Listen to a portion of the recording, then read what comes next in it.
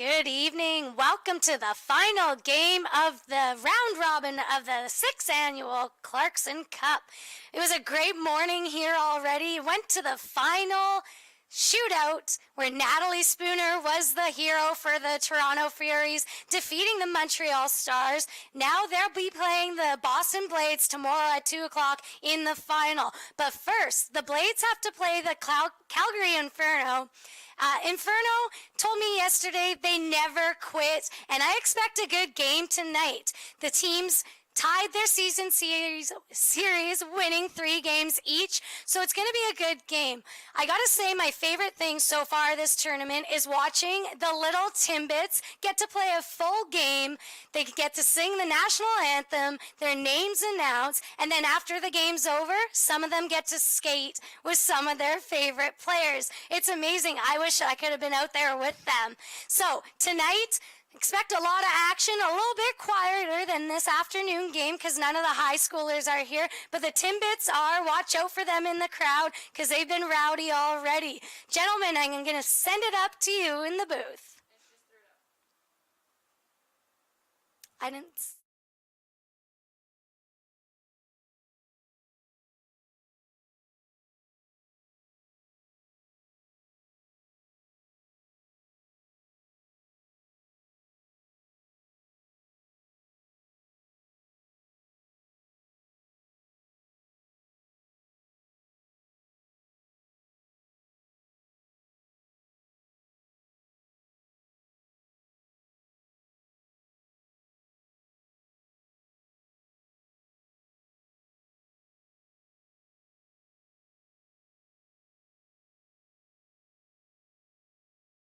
each other this season. Calgary actually won the last matchup by a 4-2 score. So this will be a closer game than some might expect. However, with Boston playing so well defensively and Calgary, we know how aggressive they can be. They are somewhat prone to taking a number of penalties in a game, as many teams have been in this tournament. But if Boston gets too many power play opportunities, they could be dangerous. Yeah, it's a good point, and I'm really curious to see. I mean, Calgary's already a little bit chippy, a little bit scrappy and aggressive to begin with.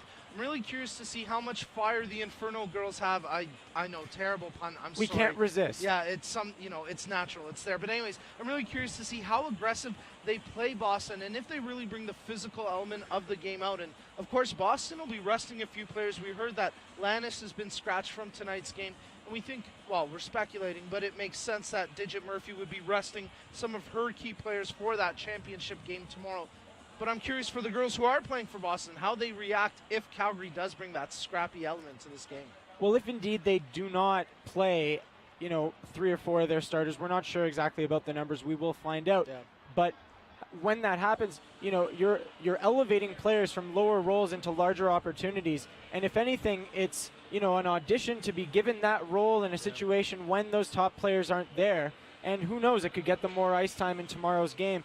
But really, this is a game for Boston that is not as important as the other 2 that they've played. They are already in the final tomorrow against Toronto. So what they've got to focus on is getting some good habits to take into tomorrow's game while still maintaining their health, because they cannot afford to injure any of their key players going into the final. Yeah, it's a good point. I think Digit Murphy, regardless of the outcome of this game, obviously they want to win and finish 3-0, but regardless, even if they lose this game, I think she'd be satisfied as long as her team plays good Digit Murphy hockey, back to basics, crisp passes, being responsible in your own zone defensively, and like you said, staying healthy, because a key injury at this point for the Blades would be crucial and critical going into that game tomorrow. Of course, we talked a little bit about the championship game, and what an exciting game we had this morning.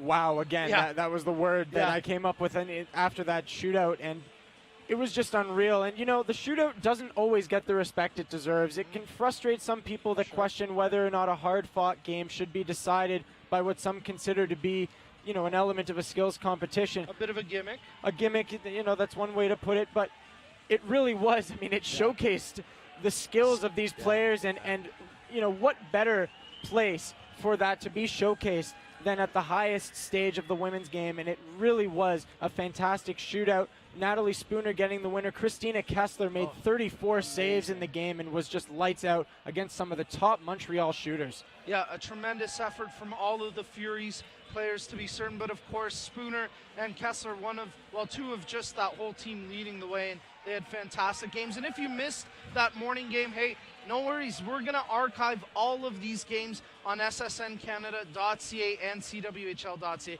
You can catch them. So don't worry if you missed it. You can still see that Natalie Spooner shootout winner. And believe me, folks at home, this was one not to be missed. And hey, we want to know where you're watching from. This has been a great trend all Clarkson Cup long. We've had folks tweeting us from all corners of the globe in reality. You know, it was interesting. I was looking at some analytics from yesterday's game. Not only did we have some cool tweets coming in, but in terms of where viewers were tuning in from that we didn't necessarily hear from, there were some really interesting locations. And I'm going to throw a couple out there. Lebanon, Germany, Italy. We had a viewer in China. We had viewers from the Ukraine. We had viewers from literally all over the globe. A number from Australia and multiples. There were some in Brisbane. There were some in Sydney. Asher, it was amazing to me to look at this, and there were 420 plus different cities, different areas people were tuning in from all over the globe. I think that speaks to the global reach of the CWHL and women's hockey in general. It really blows my mind. And, you know, what's more shocking about it, it's not so much that, you know, people all around the world are watching women's hockey. It's that they're tuning in to watch a Canadian team and an American team, and it's really quite fantastic to see as we're going to go down to ice level and listen to the intros. Voici l'alignement partant de l'Inferno de Calgary. La gardienne de but, le numéro 1, goaltender, number 1, Cathy Desjardins.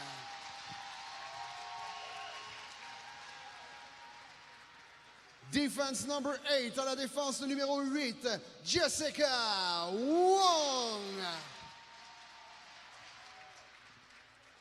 Defense number 28, à la défense le numéro 28, Tegan Schroeder.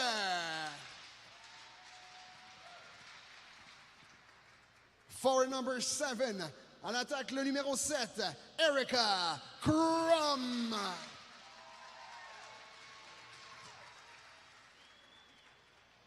Forward number 10, à l'attaque, le numéro 10, Rihanna Curio.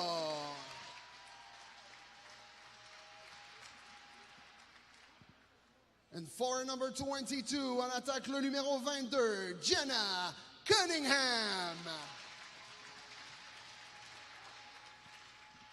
Accompanying the Calgary Inferno is Tierney Cater and Kayla Iverson from the White Timbits, and Jade Within and Nicoletta Govedaris from the Black Timbits of the Markham Stouffville Stars Novus team, and the rest of the Calgary Inferno, coached by Tim Bothwell, assistant coach Kevin Aller and Scott Reed.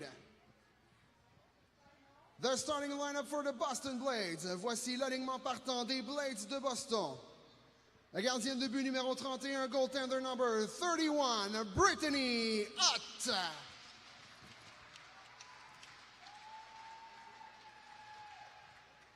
Defense number 8, à la défense, le numéro 8, Alyssa Wolfeiler.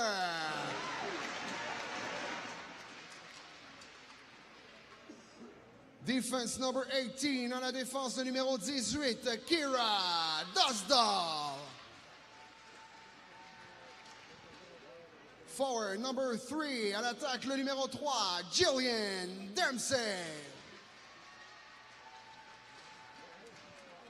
Forward number 4, à l'attaque, le numéro 4, Jill Cardera. And forward number 56, à l'attaque, le numéro 56, Jessica Koizumi. The head coach and entraîneur-chef, Digit Murphy. Assistant coaches, les entraîneurs adjoints, Ryan Stone and John Sullivan, and the rest of the Boston Blades. Ladies and gentlemen, please join us in welcoming, first of all, the mayor of Markham, Frank Scarpitti.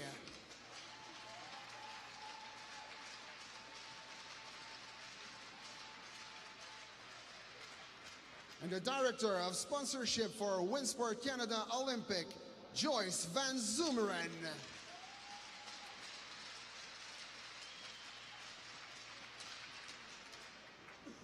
Now with the team captain, please meet at center ice for the official opening face-off. J'invite maintenant les capitaines des deux équipes au centre de la patinoire pour la mise au jeu officielle.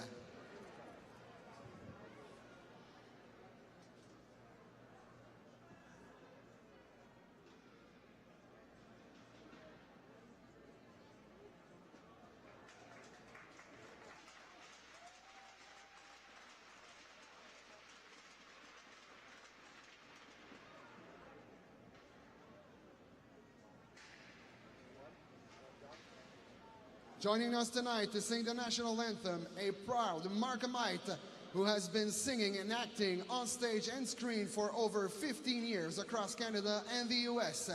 Ladies and gentlemen, Madame Susanna Kiernan. Ladies and gentlemen, would you please stand, remove your hats and caps for the singing of the national anthems. Mesdames et messieurs, veuillez s'il vous plaît vous lever pour l'interprétation des hymnes nationaux.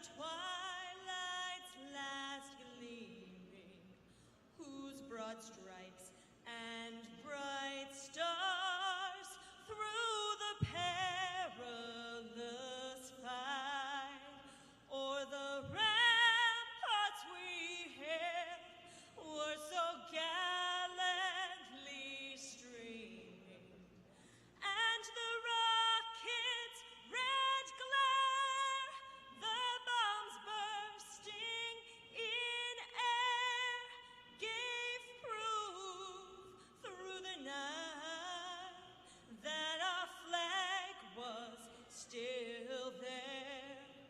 Oh, say, does that star-spangled banner yet wave o'er the land of the free and the home of the brave?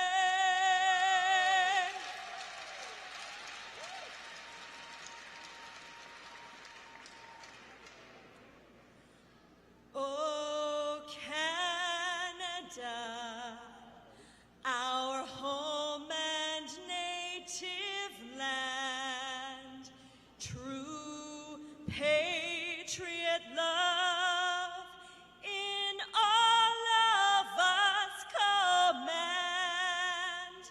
Car t'embrasse et porter l'épée, il sait porter la croix. Ton histoire est une épopée des plus brillants exploits. God keep our land glorious and free. Oh, Canada, we stand on guard for thee. Oh, Canada, we stand on guard for thee.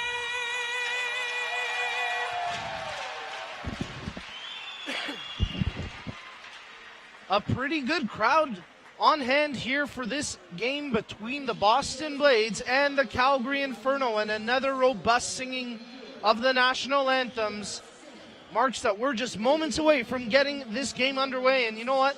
Let's address the bit of the elephant in the arena, because there's a collective buzz amongst the crowd during the Canadian anthem for one lyric in particular. The anthem singer sang "In all of us" command instead of "in all our sons," and that's being done purposely, as there's a movement to make the anthem gender neutral, and I believe that's so far in the works that it will be the new anthem. This is the way the anthem is supposed to be sung. So, yeah, folks, maybe adjusting a little bit to it, but it's still the Canadian anthem, and when you hear it at a hockey arena, you can't help but be excited.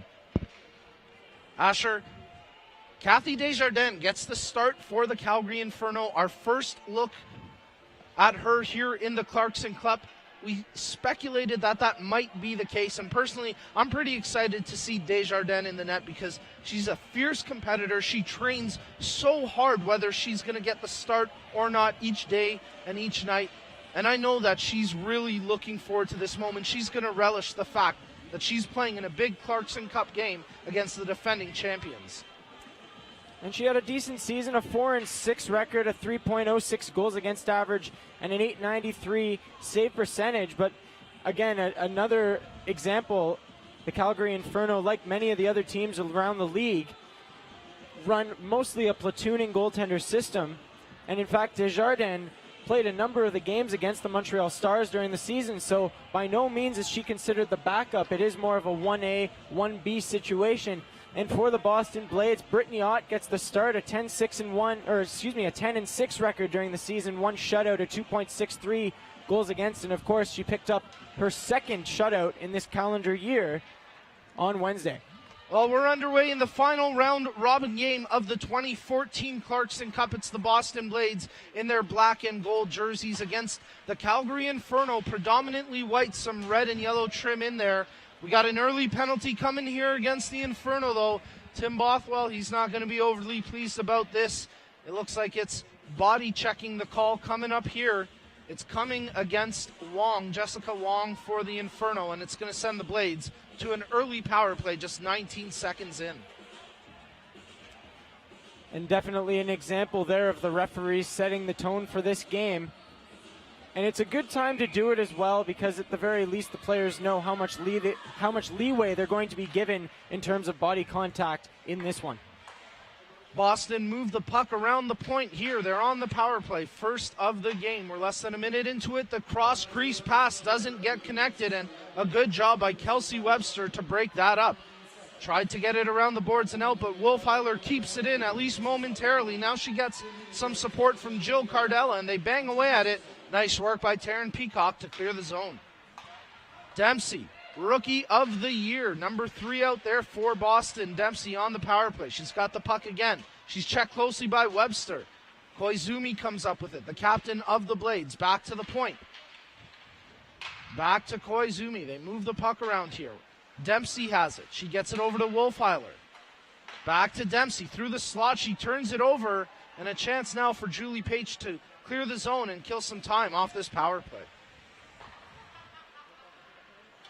Wolfheiler behind her goal to retrieve the puck. And she'll break it out of the zone for Boston. 55 seconds remaining on this early power play for the Blades. That puck right in on goal. Desjardins leaves it behind the net for her defenseman, but they turn it over. And now Boston, Kelly Stack trying to get something going. Kate Buser, the Buse Bus, as her coach affectionately refers to her as. And hey, Katie Clutch has been working too, apparently. There's a good tip by Hillary Knight. Another chance. Kelly Stock bangs away at it. And the Blades take an early 1-0 lead on the power play. Yeah, we got some great feedback on the name Katie Clutch, and she comes up clutch there with a nice pass. And the Boston Blades take an early lead thanks to some solid positioning by Kelly Stack. You know, they say you go to the net and good things will happen to you. Well, there she is waiting on the left side. Erica Crum went for the puck, left Stack wide open, and off that rebound, she made no mistake. Yeah, that's a good point, Asher. It was the defensive mistake of both, well, I guess Crum, and it looked like it may have been Urban there as well on the PK. They both chased the puck. It left Stack wide open in front of the net all alone, and she made no mistake. An early 1-0 lead here for the Boston Blades. The Inferno 0-2 coming into this game. The Boston Blades 2-0. Let's hear the goal announcement from Eric Terrien.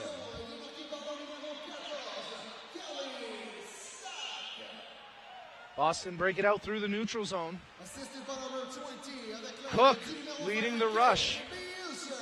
So Buser drawing 1 assist on the stack goal. And here's a chance now for Calgary. Knight drawing the other assist. Buser, she's been great with the Blades, picking up tons of points here at the Clarkson Cup. And again, clutch points as Calgary bangs away. Ott had to make a couple of good saves down low. The Blades skated out. It's Cottrell. She gets it up to center ice before it's turned over. And now Webster has it on her stick. Quickly, they advance it up there to Urban. She gets it inside the zone before Drew Burns picks up that loose puck. Behind the net, Burns picks it up. She's checked closely there. Dostaller in there for Calgary. It is the Inferno coming up with it. Webster at the face-off dot. Let a shot go, but that one deflected into the corner by the arm of Wolfheiler. Looks like Wolfheiler's lost a glove out there, but she continues to dig away at it. Calgary have the puck in a dangerous area, but they can't convert on that centering pass. And now it'll be Cardella to bring it through the neutral zone. She'll just hammer that one in on goal from distance, and with Berman bearing down on her, Desjardins opts to freeze that puck. Those can be such dangerous shots from long distance. And, you know, people laugh it off like, oh, you can't allow a shot from center ice to beat you. Well, if anything happens to it, if it gets deflected in an odd way, if it bounces strangely, you were saying yesterday as we take another look at the goal by the Boston Blades, Kelly Stack with that one. But yeah, you were talking yesterday, Nico, about how a bouncing puck is comparable to a bouncing football. You don't quite know what direction it's going to go. Yeah, there's an element of unpredictability, and there's a tip, and you want to talk about unpredictability. It's tough for any goaltender to save a tip shot, and there the Boston Blades make it a 2-0 lead after Hillary Knight tips a shot from the point by Desjardins. Tough break for Desjardins, and a rough start for the Calgary Inferno in this one. Down by 2, just 3.5 minutes into this one. Just some smooth passing by the Blades. A nice give and go. And a pass by Stack to the point. It was a rocket of a shot. And a perfect tip by Hillary Knight. And then just like that, a timeout for the Calgary Inferno. And a good idea by their coach to do that at this point in the game, trying to salvage it as much as he can. And why not as well? I mean, for his team coming into this game 0-2, they want to come out of it with pride, and there's no reason to let it slip away at this point. Yeah, and you know what? Personally, I can really feel for those Calgary girls because for me, this is my last CWHL broadcast of the year, and it's bittersweet knowing that the big game is tomorrow, but tonight is your last game. So I can certainly sympathize with the ladies wearing the Calgary uniform tonight, and Tim Bothwell doing a good job to call that timeout, just get his group refocused. And sure, they may be playing a team that's on paper better than them, and obviously in the season, Boston did perform better than Calgary. You mentioned the season series, though, still fairly close. But for Calgary, you're right, they got to play with some pride and keep their chins up, because you know what, their first 2 games here at the Clarkson Cup were really gutsy performances. If they can pull out another strong performance today, it'll bode well for this young team. No, it sure is rough when a team is 0-2, but they've lost both of their games by only a goal, so you really can't blame them for any sort of lack of effort.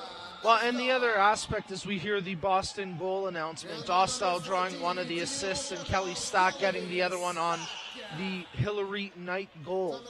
You know, the other aspect, Boston's not going to take their foot off the gas.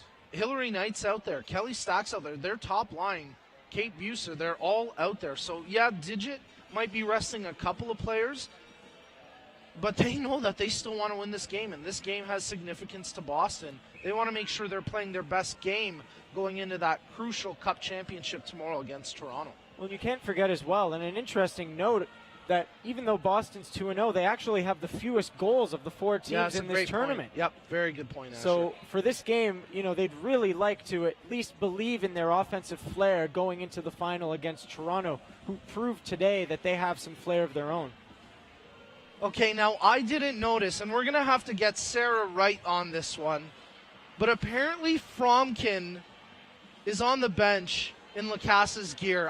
They've got the mask on whoever's wearing 33. I'd be surprised if that's the case, but we got a tweet from Ali Not our Allie Monroe, but another Allie who was watching. I guess she picked it out during the anthem. I'd be really surprised if that was the case. We'll have to investigate that one a little further. Again, if you want to interact with us on Twitter, you can get me at Bro Behind the Mic, Asher at the Asher Roth. And here's a chance for Boston. They can't connect on the pass, delayed offside.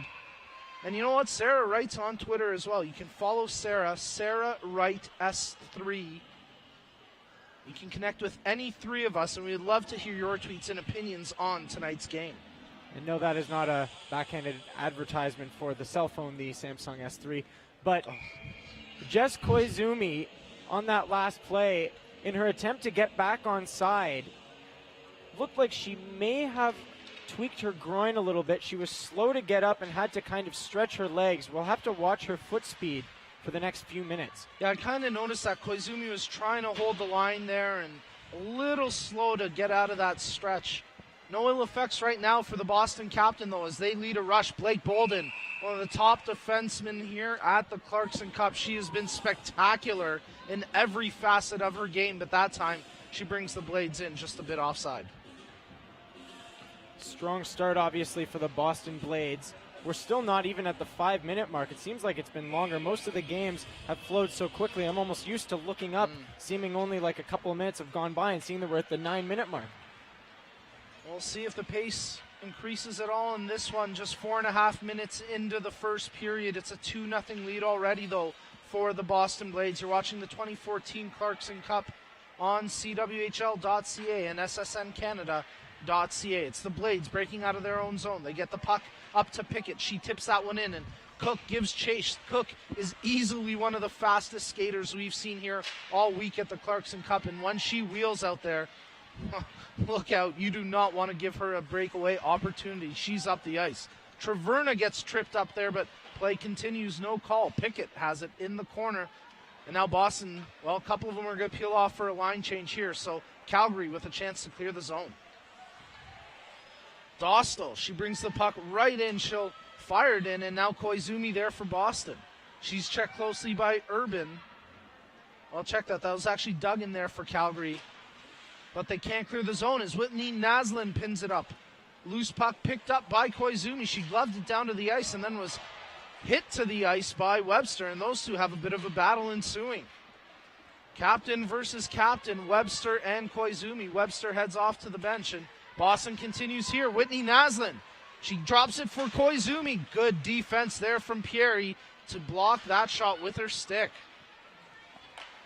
Boston, though, relentless on the attack and the forecheck. They dump the puck right back in and get some fresh legs out there on the line change.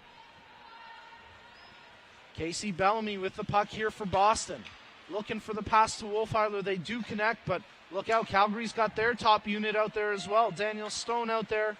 Looks like they've juggled the lines a little bit, though, Calgary. As here's another chance for Boston. But that's going to actually lead to a power play as Calgary gets ticketed with another minor. And it looks like that's going to be Cunningham heading to the box. She doesn't particularly like the call. Oh, no, she's not heading to the box at all. She might be leaving this game. She's skating over to the bench. We're going to have to get the official announcement on this one. Well, okay, sorry, a bit of a confusion here. Cunningham, not the player who was ticketed with the penalty. It's Zuber, who was at the bench. 24 in the box, a 2-minute hooking minor.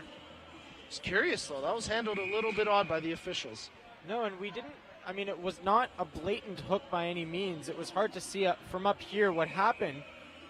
And the way Cunningham was arguing and then kind of looked frustrated as she headed toward the bench. It's funny, we talked about the conventions of sport yesterday, and that's almost one of them, the kind of heading towards the bench, skating backwards with your arms in the air. Yeah, and it was funny because Zuber got to the bench without any kind of indication from any of the officials. Hey, you get over here. It's you who took the penalty. But anyways, the power play ensues for Boston. Buser brings it in and nearly connected with Stack. In fact, they did enough that it forced a pretty good save there from Kathy Desjardins. And that was extremely necessary for Kathy Desjardins. She needed a big save to kind of boost up her confidence. Her body language wasn't great after that second Boston goal, which isn't really fair to her because really neither goal was her fault. Yeah, especially that first one. Again, the defense collapsing in front of her, leaving Kelly Stack wide open in front of the goal. You can't really blame your goalie when the shooter's in front of the net all alone. No one there to check her defensively. Boston continue to move the puck on the power play, though. Back to the point. Wolfheiler, she's got it here. Steps in from the line. Puts that one into the corner, and Koizumi picks it up. Dempsey. She skates into the middle with it. Side of the net. Cardella nearly was able to bang that one home after it bounced off the end boards, and then Dempsey got drilled. But how about Jillian Dempsey? Is she ever a tough kid? Right back on her feet, the CWHL Rookie of the Year. Now it looks like Cunningham might be shaken up as she heads to the bench, favoring one of her hands. We'll have to keep an eye on her over there on the bench. 40 seconds remaining in the Blades power play, and as Asher mentioned, Cunningham getting some treatment on the Calgary bench right now. That would be a pretty significant loss for their team. Hopefully it's nothing serious because, well, Calgary, they already got their hands full. A key player out of the game like Cunningham would really be difficult for them to overcome. And she was a point per game player for them as well this season. 11 goals, 7 assists, 18 points in her 18 games played. Boston can't connect on that pass. Just 10 seconds left in the power play as Ott comes out of her net and gets it to Stack. Hillary Knight was looking for the Buse bus, but they don't connect there. And now Boston have to pick up the loose puck, but the power play's over, so Calgary kills this one off. The Inferno, Zuber, she gets the puck in deep, and Boston, Kelly Stack, they'll have to regroup again. Stack gets it tonight, but quickly dispossessed, and now a chance for Calgary building the other way. It's Bearzins with the puck. She scoops around the outside behind the goal. She still has it. Check closely from Bolden, and Bearzins blew a tire. Good job by the officials not to react too quickly and make a call there, because that was good defense from Bolden. Bolden, she's there again defensively, but she can't win that battle as Dosthaler picks it up. Lots of contact there. Still no call, and it was the Calgary player getting dumped. It looks like that's number 14, Bearzins. She's not too happy about that, Asher. No, and I believe the two numerical counterparts collided there, Emily Bearzins and Kelly Stack. And you're right, Bearzins was not impressed, but backtracking a little bit, Calgary's responded well. Boston was really looking effective on that power play and were buzzing. And Calgary looked a little overwhelmed early on, but they seem to have found their game here, and now they're kind of pushing back. The viewers and listeners on Twitter are incredible, and we'll get to that in a moment as Boston with a possible attack here. Building, Cook cuts towards the net. Pickett was trying to find her on the pass, but we have an update about the Lacasse situation. All right, so we'll get to that when we get a stoppage in play as couple of players try knock down that high puck, and now Calgary comes away with it. Danny Stone on pursuit of Drew Burns, but they can't pick up the loose puck. Nice move at the line by Cunningham, not even missing a shift. Stone with a chance. She just got robbed by Ott. And again, great to see Cunningham not only right back out there, but contributing and playing at full speed. She has some wheels on her.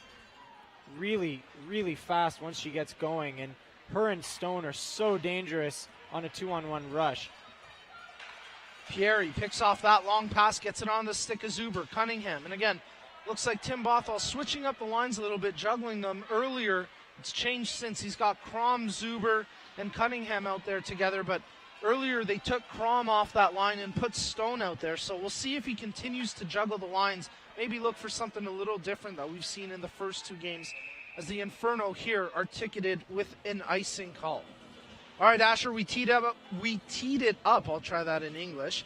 And we got to get to this because this is a bit of a minor controversy brewing, and I say that very much tongue-in-cheek, and I'm going to think it's Digit Murphy up to her old tricks. It is not Jenny Lacasse on the bench. We've got multiple people saying it is not Lacasse. It is Fromkin, or as some people have said, a blonde girl. Either way, we know it's not Jenny Lacasse. Of course, Lacasse sporting not only a dark hairstyle, but that Skrillex-like hairstyle, if you know what I'm talking about. If not, just Google it. I'm not even going to try to describe it. But a bit of a controversy brewing there. Lacasse apparently at an event, a PR thing. So Fromkin wearing her gear tonight, and I guess we'll say tribute, as we've got a penalty here coming up to the Boston Blades. Body checking will be the call, and this one's going against Dostal. How great would it be if we could get an interview with the faux Jenny Lacasse at some point in this game and perhaps ask her some questions about her preparation as a netminder. Dostal takes the penalty, so at the 11:05 mark of the first period, the Calgary Inferno with a huge chance to cut the lead in half. Webster keeps it in at the point, and that's certainly part of the challenge here for Calgary. Get at least one on the board, cut this lead in half, get some positives building. Well, look at this Boston penalty kill. You can bet that Digit Murphy said, this is one thing we want to work on specifically, not only our defensive responsibilities, but our work on the PK. And just like that, they've killed off 25 seconds from the penalty just by passing the puck around and then shooting it up the ice. Calgary trying to build an attack, though. Webster, cross ice pass. Didn't connect, but Boston don't fully get that one up the ice either. Out to the red line where Curio gets hit down, but play continues her. Purcell, she gets checked off the puck, and now Bolden comes up with it for the Blades. She puts that one back into the corner where Bellamy's there, and now Koizumi picks it up. Just Koizumi cuts across a couple of checks from players, and now she just kills more time. And again, just veteran savvy play there from Koizumi to recognize the situation, skate into her own zone, and take another 5-10 seconds off that penalty. Only 45 seconds left in the ensuing power play here for Calgary. Trevina back there for the Blades. She gets pinned up against the board. Play continues. Back to the point. Schroeder has it. Nice job by Pickett to get to the line and challenge her. Oh, Schroeder was looking for that shot. Stone looking for the centering pass out of the corner. She has it on her stick still. Dumps it there for Julie Pate. She's checked closely, but they get it over. Now back to the point. It was Peacock back to the point. Shot from the point. Big rebound.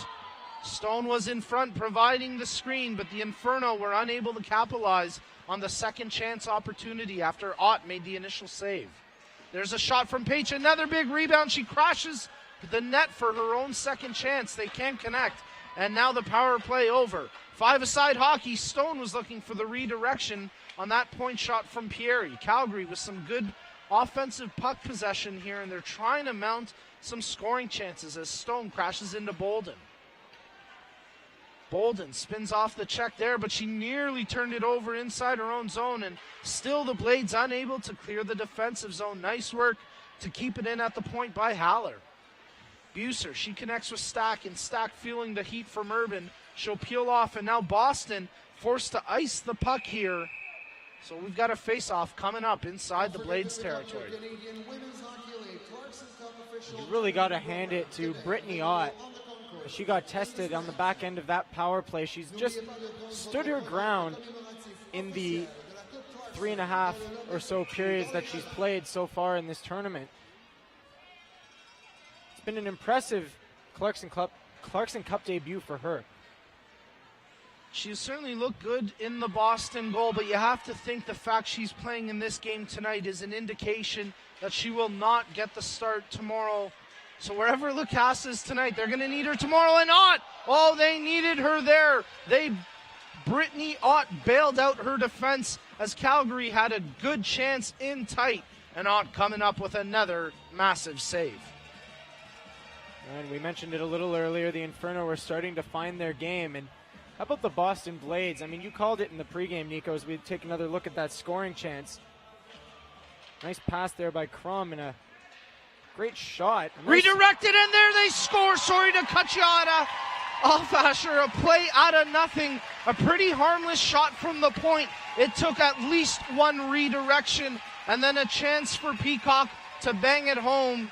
Indeed, she does. Taryn Peacock with a big goal. The Chevy safety first mascot going crazy. It's 2-1. The Blades lead cut in half. Great idea for a mascot with that big stop sign, of course, on the back of the jersey. And that one just squeaks through Brittany Ott as she's beaten for the first time in the tournament. And the Inferno have life. Yeah, they definitely do. And that timeout called by head coach Tim Bothwell, maybe it didn't have effects right away. There's a chance. Cause and effect. The effect was Desjardins had to make a pretty big save after her team got caught flat-footed. Here's the goal announcement for Calgary. Peacock gets the goal, Stone drawing the first assist.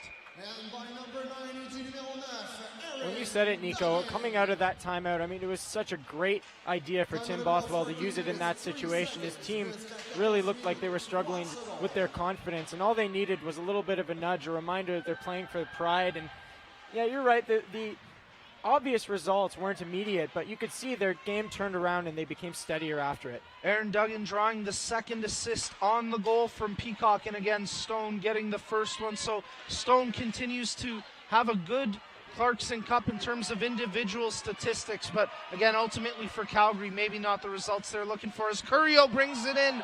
That cross-crease pass draws a penalty. The Inferno going back to the power play with 5:09 remaining in the first period. And this is just great to see on the part of the Inferno. Getting scoring chances like that, getting creative, and a great cross-crease pass created a scoring chance and instead drew a penalty. And so it's Alyssa Wolfweiler in the box for the Blades. And it's Calgary with possession off the draw. Schroeder back to Wong. She's checked closely there by Berman. They go cross ice for the one-timer. A good shot from Julie Page, but a solid save from Brittany Ott. And Calgary continue with the puck. Daniel Stone has it. It's knocked away from her, but they get it back to the point for Schroeder. She's looking for a shooting lane through traffic. She opts for the pass. A little bit of give and go there, but Calgary unable to finish it off. And now a chance for Whitney Naslin to clear the zone. And Boston gets some fresh penalty killers out there. Wong will skate it out, and now she'll pass it off. That's dumped in by Peacock, and out of her net comes Brittany Ott. She rings it around the boards, but kept in at the line by Pieri. Down low to Stone. Back to the point. There's a shot, not enough traffic in front. It goes wide of the goal, but there's a chance for Stone. Great centering pass and vision from Taryn Peacock, and Danny Stone just missed on that great opportunity. Calgary continue on the power play here. 50 seconds left on the power play. They have puck possession. It's Julie Page with the puck. She spins it down low to Peacock. Behind the goal to Stone. Stone corrals the bouncing puck. They try calm things down a little bit before mounting another attack. Pieri, her shot gets blocked. Good block by Pickett, and then a nice job by Haller to keep it in at the blue line. One-timer by Stone. Amazing deflection from a defensive perspective by Taverna, because Stone had a whole lot of net to shoot at, and she knows she nearly had a goal there. Tremendous defensive effort by Taverna. Another great offensive chance for the Inferno, as Peacock was looking for her second of the game. Now it skips under the stick of Pieri, and that'll pretty much do it for the Inferno power play. But that time, Asher, not only did we see some life, we saw some great creativity from the Calgary power play. Some creativity and some golden opportunities. And Danielle Stone, you could see her frustration as she went back to the bench. She knows that she had two golden opportunities. That first one on the quick snapshot off the one-timer. Bad turnover there, and Boston capitalizes. Calgary will not be happy about that goal, but it's the Buse bus coming up with another one, and that gives Boston a 3-1 lead. No, and a tough break for the Inferno there. Just when it seemed like they had all the momentum, the Blades kill off that penalty and go right back on the attack, and it's Kathy Desjardins leaving it behind the net. I believe that's Dugan. Yeah, that's a bad play from Duggan there. She's just got to make a crisper pass breaking out of the zone. She's behind her own net, no pressure against her. Tough break there for Calgary, and you mentioned it. It looked like they had momentum, so that's a tough one to swallow. Here's the goal announcement.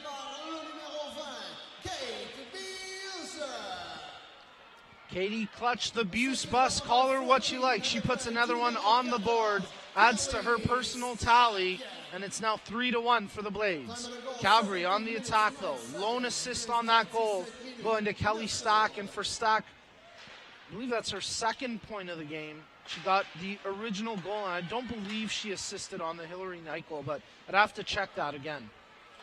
Either way, Kelly Stack having a tremendous game, and the Boston Blades certainly hitting their stride before that big game tomorrow, a 2 p.m. start. And of course, we are tickled pink to bring you this game tomorrow, the Clarkson Cup Championship between the Toronto Furies and the Boston Blades. I'm going to quickly say this is my third Clarkson Cup working with SSN Canada. We have never been able to cover a game tomorrow, a Clarkson Cup Championship, and it's absolutely fantastic that both you and Anthony Regan will have the call tomorrow. I'm sorry I won't be able to be here, but you can better believe if I can't watch the stream right away, I'll be watching the archive. If only I were more ticklish. Jeez. Koizumi, whether she's ticklish or not, it doesn't matter. She's got the puck on her stick, and she spins away from a check. She's got it again, though. Working in a high-traffic area. They get it back to the point for Wolfheiler. Koizumi, she's checked closely there by Schroeder, and now Urban comes in to help out defensively for Calgary. Urban does a good job getting that one across to Wong. They bring it into the zone. Wong up there against Dostal. She brings that behind the net and still on the stick of Wong.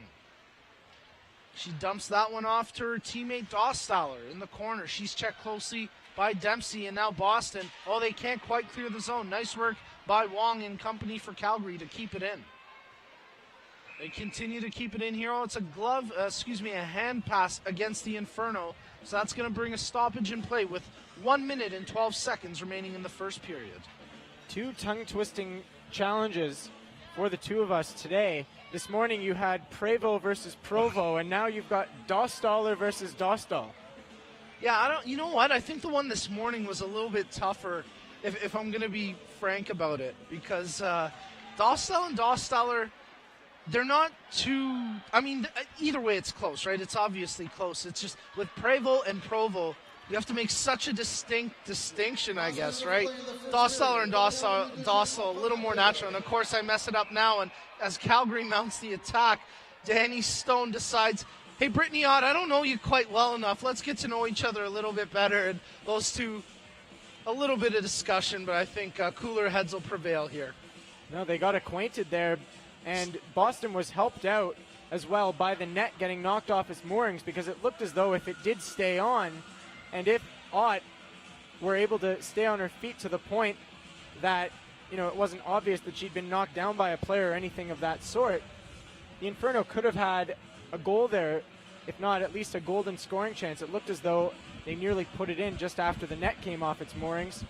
And now the faceoff's coming outside of the blue line. An interesting stat to note, Nico, in this game. This is the first game of the tournament that the Inferno have not scored first. And, of course, they dropped those first two games. Yeah. So, really, the odds are in their favor if you think of it as an opposite game. Yeah, maybe that's something Tim Bothwell and Kevin Haller can use as motivation, because the first intermission will be coming up in about 40 seconds. And I'm sure they're going to have a few words to try get the Calgary Inferno riled up. Of course, it was 2-0. They get a 1 goal back, but then a bad turnover. And again, some sloppy breakout from the Inferno nearly gave Boston a scoring chance. That is exactly how Boston got their third goal. But now Danny Stone, knocked away from her. Under 20 seconds left here in the period, and Whitney Naslund looking for Jess Koizumi. They connect, but it's turned over quickly, and now Webster gets it across center ice. Stone, she's trying to get by Bellamy. Bellamy holds her up just enough to allow Bolden there, and then Calgary came up with that puck out of the corner, but unable to complete the centering pass. Time runs off the clock, and after 20 minutes, it's the Boston Blades with a 3-1 lead over the Calgary Inferno. Well, the Inferno, you've really got to hand them some credit for their last 10 seconds or so of that third period. I was just about to go on a rant about how the end of the period really couldn't have come sooner for them. They were making some sloppy passes. They looked a little sluggish. Their top players looked a bit tired, but then out of nowhere, Danielle Stone rushed into the zone, kind of used her body to get around a defender who checked her pretty hard, and then created a great one-timer chance from behind the net. And the Inferno nearly scored in the dying seconds of that period. So again, Nico, you were saying, that they need motivation, that Tim Bothwell needs some positive things to talk about. Well, that's really a great way to at least go into the dressing room knowing that you had that chance and that they know that they can do it. Yeah, that's a really good point. It was certainly important for the Inferno to finish that first period strong. And here we get a couple looks at the highlights from this first period, including the opening goal of this game scored by Kelly Stack. And of course, we're going to be joining Sarah Wright in just a few moments. We see her at ice level with Kelly Stack of the Boston Blades. But again, Asher, you mentioned it, some positives for Calgary to build off of from a Boston perspective as we get a look at some of the other first period highlights, including this upcoming Boston goal. Again, this is the Hillary Knight goal, which is tipped in. And you know what? Stack does have 3 points. She did get an assist on this goal. So she's got a goal and 2 assists. And I know that's something that Sarah's going to want to ask her about, how good she's feeling after 20 minutes. And, of course, what they're thinking of going into the game tomorrow. And here's one more highlight, and then we're going to throw it down to Sarah at ringside because she does have Kelly Stack there. This was the Calgary goal. A nice second effort by Taryn Peacock. But again, after 20 minutes, the score here from the Markham Centennial Arena, the Boston Blades lead the Calgary Inferno 3-1. Sarah Wright's got Kelly Stack ringside. We're going down to Sarah. Thank you, gentlemen. Yeah, I'm with Kelly Stack, a member of Team USA, but she's here in Canada playing for the Clarkson Cup, the 6th annual. Kelly, what do you think about the atmosphere here in Markham, Ontario? Markham's been wonderful. They've been a great host, and we've had a lot of school kids come out and watch our games, and so it's a great atmosphere to play in, loud, lots of cheering going on, and we love that, so it gives us good energy. Now, so far, a goal and 2 assists this game. You said you were having fun out there. You proved it. Is it easier to play when there's less pressure on you? Like this game, you're in the final, and you can, I don't want to say you took it easy, but it looked pretty easy out there. Yeah, I think since there's not as much pressure today that we're kind of playing more relaxed and, just making the easy plays, and just so happens that the puck's going in for us, so it's been huge. So playing with some Olympians on every team besides Calgary, do you get memories coming back to you from Sochi?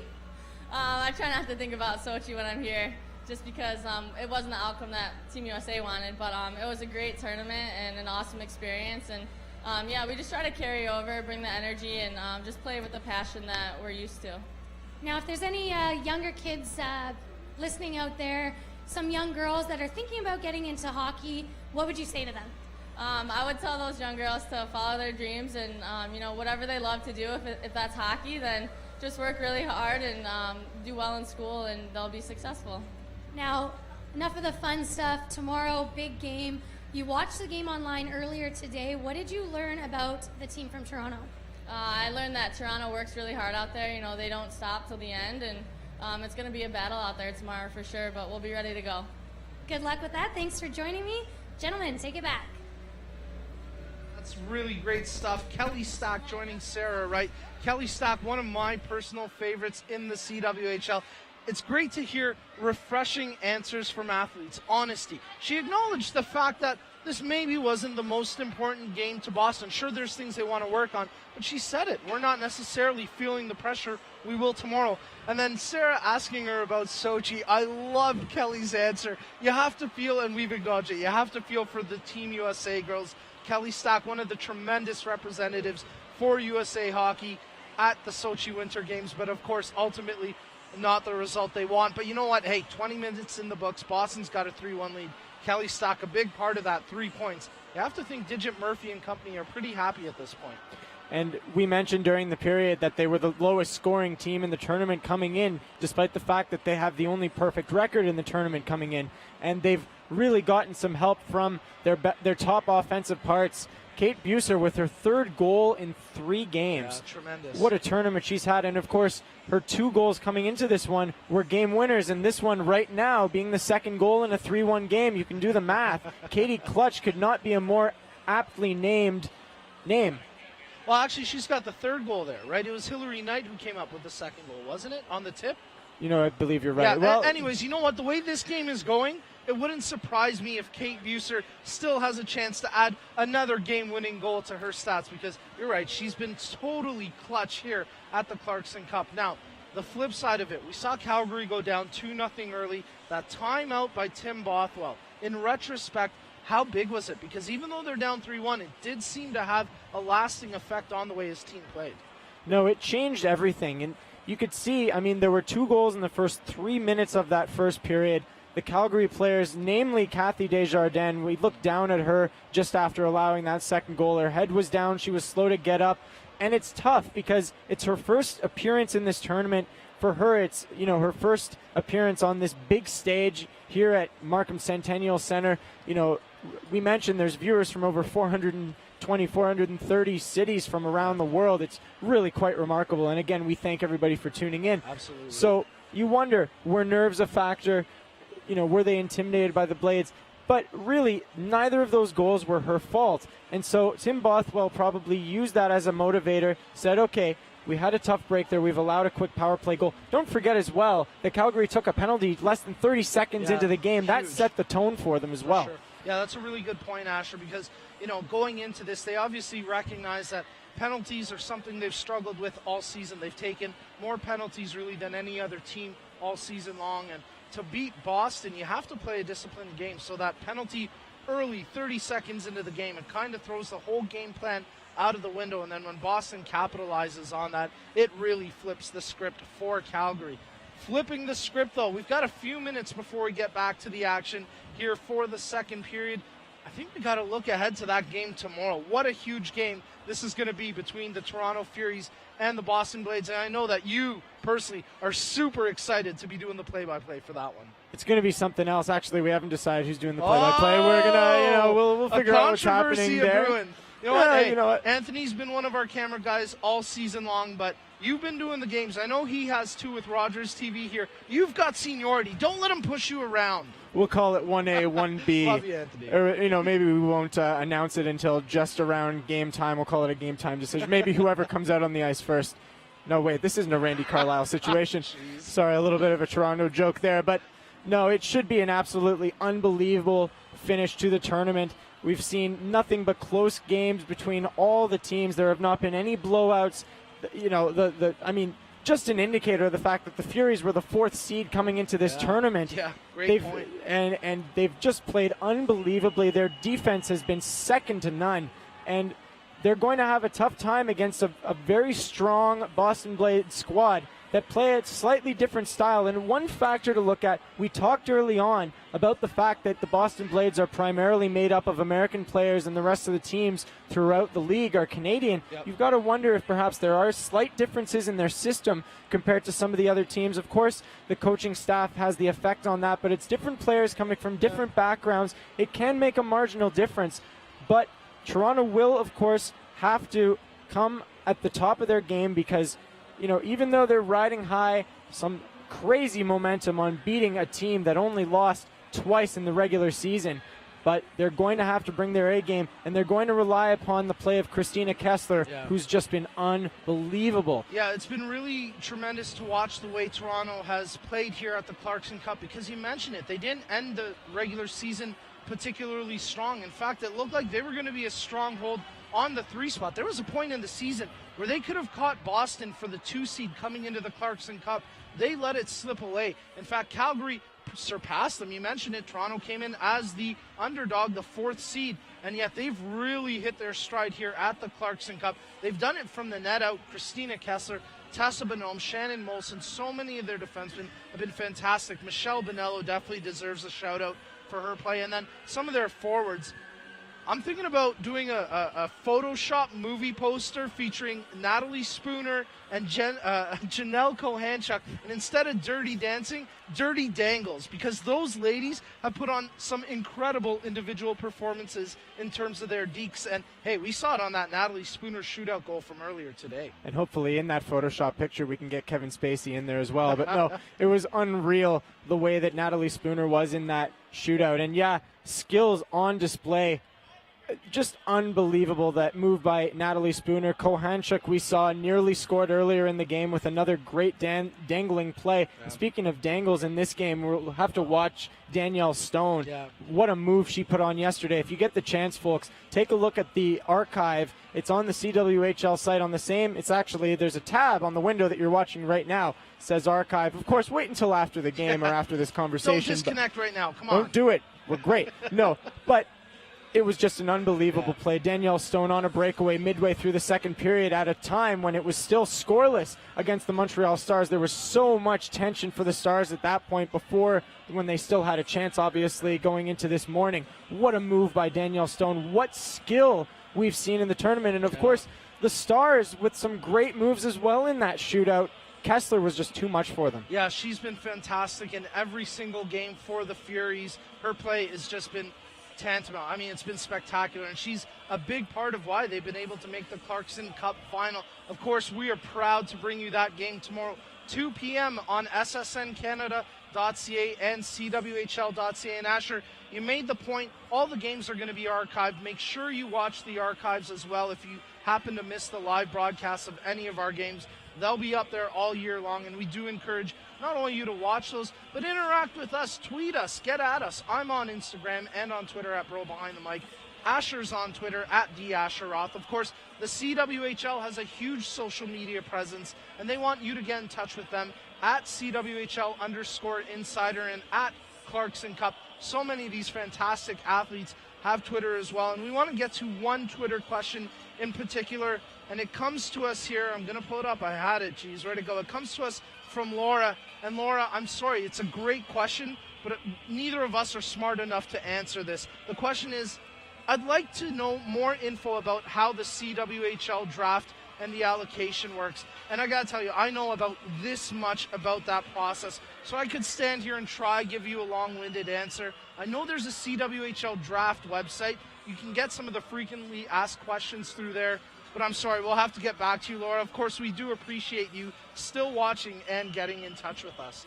And, of course, that tab is on the very same page that you're watching, so you don't have to stray too far away from us. And, of course, right-click, open tab in new window. You can do it right now. Exactly. So you can actually watch us and get your answer at the same time. Laura, of course, we appreciate you and everyone watching. We're just moments away from rejoining the action inside the Markham Centennial Arena in this game between the Boston Blades and the Calgary Inferno. It's a 3-1 lead for the Blades after 20 minutes. Asher, we hear the buzzer going on behind us. Less than 3 minutes to puck drop. Let's quickly recap scoring from that first period as the officials get back out on the ice. It was the Blades opening the scoring, wasn't it? And they did it early, often, and they did it on the power play. Kelly Stack getting things started for the Boston Blades. Well, we mentioned at the beginning of the intermission a very early penalty call to Jessica Wong on the Calgary Inferno just 19 seconds in. I said 28. It was 19 seconds into the game, a body checking call, and a tough call to make that early in the game. You're trying to set the tone, find out how much leeway you have physically, and unfortunately Calgary got penalized on that, and Kelly Stack took advantage, knocking in a rebound on the Kate Buser chance. Unfortunately, the Calgary defense strayed towards the puck. Desjardins was left a little naked on the play. Kelly Stack buried the rebound to make it 1-0 at the 1:49 mark. And then just less than 2 minutes later, it was Hillary Knight tipping in the point shot from Kira Dostal to make it 2-0. Just 3 minutes and 31 seconds into the game. Kelly Stack picking up the point on that one for her second of 3. But Calgary answered back at the 14:03 mark. It was Taryn Peacock burying a rebound off of a Danielle Stone opportunity. Stone has been so unbelievable in this tournament, creating all sorts of scoring opportunities between her and Cunningham. The speed and the skill on display has been phenomenal. Anyway, that made it 2-1 before Kelly Stack made a pass to Kate Buser, giving her her third goal of the tournament at 17:09. Excuse me, it was my mistake. It was actually a turnover from behind the net. But it looked as though, since Stack got the assist, it looked as though she might have redirected it. So we initially said it was a straight turnover by the Inferno, but it was Kelly Stack redirecting it just perfectly enough to Kate Buser to get her that perfect opportunity to make it 3-1. And that's where we stand. The shots after the first period, 7-7, Nico. The shots all square. The score a little bit different. It's the Boston Blades with a 3-1 lead over the Calgary Inferno. You're watching the 2014 Clarkson Cup on ssncanada.ca and cwhl.ca. Great to see that already we've gotten some Twitter responses just on our conversation about how to find out the draft info. At V Kerwin, calls herself Lauren. Love the fact that she can get some internet lessons along with her daily dose of hockey. And of course, we're happy to provide any information that we can, whether or not it's hockey related, but of course we'd like to stick to the hockey at hand. And the hockey at hand is almost set to get underway here. The Boston Blades and the Calgary Inferno in the final round-robin game of the 2014 Clarkson Cup. We want to welcome in viewers from across Canada, the United States, and all over the world into this one. Nico Cardarelli, Asher Roth, and Sarah Wright providing the commentary for tonight's game. A little bit of wet ice. Schroeder bails a tire, and now Boston back the other way. Koizumi. She keeps the puck in at the line for Wolfeiler, and now Boston retrieve it through the neutral zone. They dump it right back in, and Desjardins out of her net to play it. Wong there for Calgary, turning it over against some wet ice at the beginning of the period. Let's see if teams struggle at all tight to the net in terms of puck possession.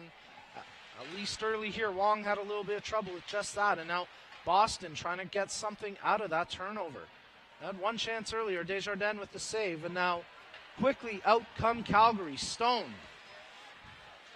looking for the shot through traffic. It hit Schroeder in front, but didn't quite find the net. Curio, she had it on her stick, but it's turned over, and now Boston quickly up the ice. They're led by Cook. Across the blue line, she dumps it for Pickett. Dostal in there as well. They dump it off for Cook. Back to the point. Blake Bolden pinching in from the point. She cuts to the net, still on her stick, and now finally knocked away, but Boston continue to jam there. 1:20 gone in this second period, a 3-1 lead, the Boston Blades over the Calgary Inferno. Boston wearing their predominantly black, some gold and white trim on there, and Calgary with the mainly white, a little bit of red and yellow in there as well. Of course, Calgary, one of two teams here in the CWHL. As we see one of the officials from earlier today who got stitched up. It's good to see that she's okay there, because that was not a pretty sight, and not that she's not a pretty girl. It just wasn't good to see anybody get injured, especially a referee who's out there working so hard. And really another reminder of just how fierce competitors, both the players and the officials, are, getting stitched up, coming right back in less than 20 minutes later. Oh. And still calling a great game. Yeah, the officials overall have done a pretty fantastic job, so we certainly can't complain about the officiating in the least. And you know what was interesting? We saw on the first day of action a few head misconduct penalty calls, and we were wondering if that might be something that's talked about. We certainly haven't seen nearly as many, maybe any, now that I think about it, called since then. And I wouldn't say that the game has gotten any less physical as Boston continues to look for that cross-crease pass in the slot, someone there to tap it home, but it's not coming to fruition right now for the Blades. Good job by Dostal and keep it in at the point, but no support there from the forwards as they're on a line change. It's funny you mentioned that, though. Of course, there haven't been any game or 10-minute misconduct since that opening game, but I would also argue that there haven't been. Whitney Naslund with the chance there through the slot. They were about to blow it down. Play continues. Anyway, just to quickly summarize that, I would argue that it has definitely curbed. I mean, it has been a physical tournament for sure, but there haven't been any headshots since, and it's good to see that the refs really set the tone early on. Puck comes out to the slot, and Naslund just missed the far top corner of the net. She was looking blocker side on Desjardins, and her tracking range, her finder wasn't too far off on that one, just a little bit high and wide. And now with the puck pinned up against the boards, we've got a stoppage in play. Now, she certainly had the right idea on that play, and from our vantage point, it was pretty cool in the sense that you could kind of see her zeroing in on that open spot over Desjardins' right shoulder. And we could see it as well, and just as she let that shot go, you could see it was really the right idea. She picked the right spot. She just shot it a little bit high and wide. Boston controls it at the point. Burns, she gets across ice. The one-timer, fearless block there from Zuber. Calgary trying to clear the zone. Now they do. Cunningham skates it across center ice when she's tripped up by Taverna. Nice defense by Taverna. She's really been solid all Clarkson Cup for the Boston Blades. A stay-at-home defenseman. Doesn't really do anything fancy, but it's very tough to beat her defensively. And you have to know that that's one player in particular that Digit Murphy relies on, Maggie Taverna. Nice pass here to Dempsey. She just lost the handle on it. Good sliding effort there by Duggan to scoop it away, but Jillian Dempsey, CWHL Rookie of the Year, nearly had a clean break on goal. Dostal brings it in. Excuse me, that's Cottrell bringing it in for Boston, looking for Pickett. That play doesn't work out, and Webster comes up with it for Calgary. Webster skating behind her own goal. She's met by the check of Pickett, so she quickly dumps it off there to Page. Julie Page. Pickett on pursuit. They get it over to Webster, around the boards to Stone. Bolden pinching in from the point. Nice work there by Bolden. Now she steps around Stone. Bolden, she's got the offensive flair in her game, and here she draws a penalty coming up against Calgary and Danny Stone. And a few Calgary fans in the house here tonight, because you heard a few boos. They were not happy about that call. Cook brings it in now for Boston. She drops it to Stock. They've got the extra attacker out there. Bolden, she controls it at the point. Tees it up for Bellamy. Thought about the shot. Back to Bolden. The one-timer from Bolden. Blocked by Julie Page. And as she controls the puck, that'll bring a whistle and a roughing call here. Actually, a boarding call, excuse me, to Danny Stone. Well, folks, anybody that had questions about how the Calgary Inferno would approach this game, knowing that no matter what they do, they won't be able to advance to tomorrow's final, need look no further than the selfless plays that we've seen. First, that blocked shot a few minutes ago, and then a great defensive play by Erin Dugan. Boston keep it in at the point. Bellamy thought about the shot. She opts for the pass. Bolden gets it right back to her. Now she shoots. That was deflected wide of the goal as it went off the shin pads of Purcell, out there killing the penalty for Calgary. Curio there as well, and there's Curio on the forecheck shorthanded. Abigail Lakin killing the penalty now for Calgary. She's got Cunningham with her, and Schroeder can't clear the zone for Calgary. Nice job by Hillary Knight out there on the power play. They get it over to Bolden, back to Bellamy, over to Knight. Boston moved the puck so seamlessly here on the power play. Very tough to get it away from them. They set up the attack just so well. As there's a one-timer from Knight and a good defensive effort to get a stick on it and deflect it over top the goal by Schroeder. And then she's right there to block another shot from Hillary Knight.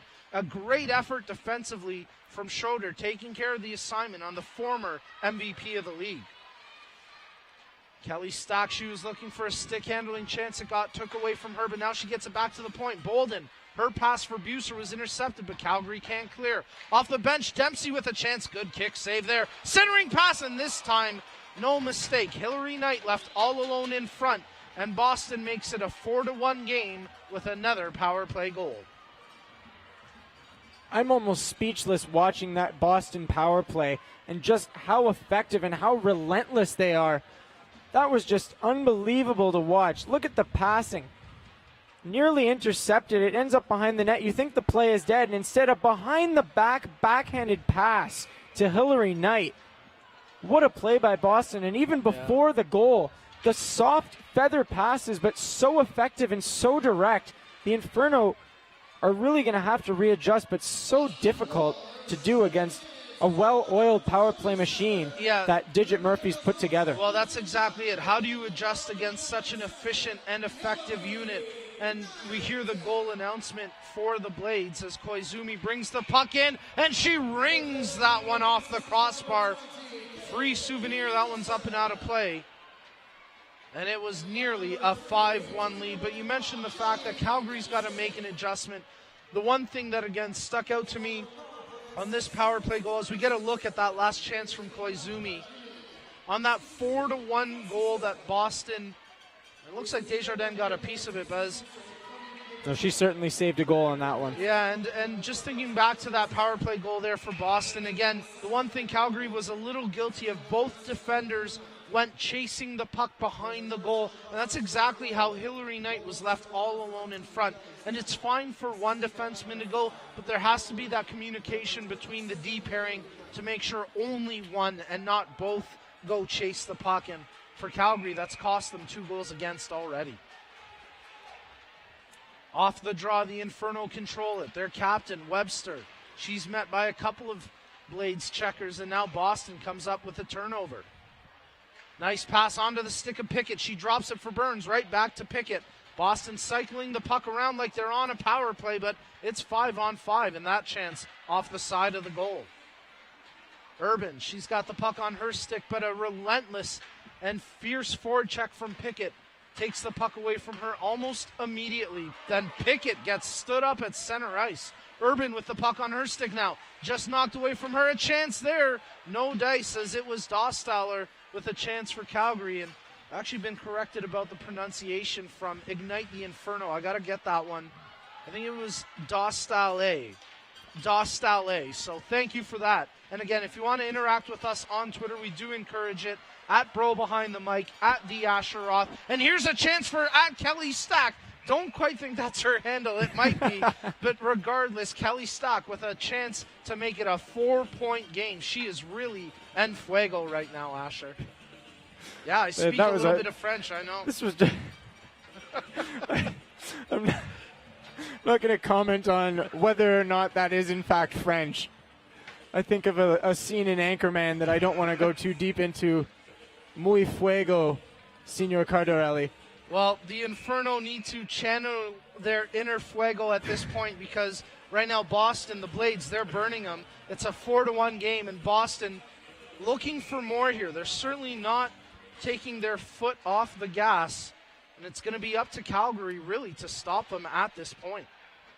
Now they've just got to slow down this attack. Boston is having way too easy a time with their passing. And this big line out there again for Boston. Kelly Stack, Kate Buser, Hillary Knight.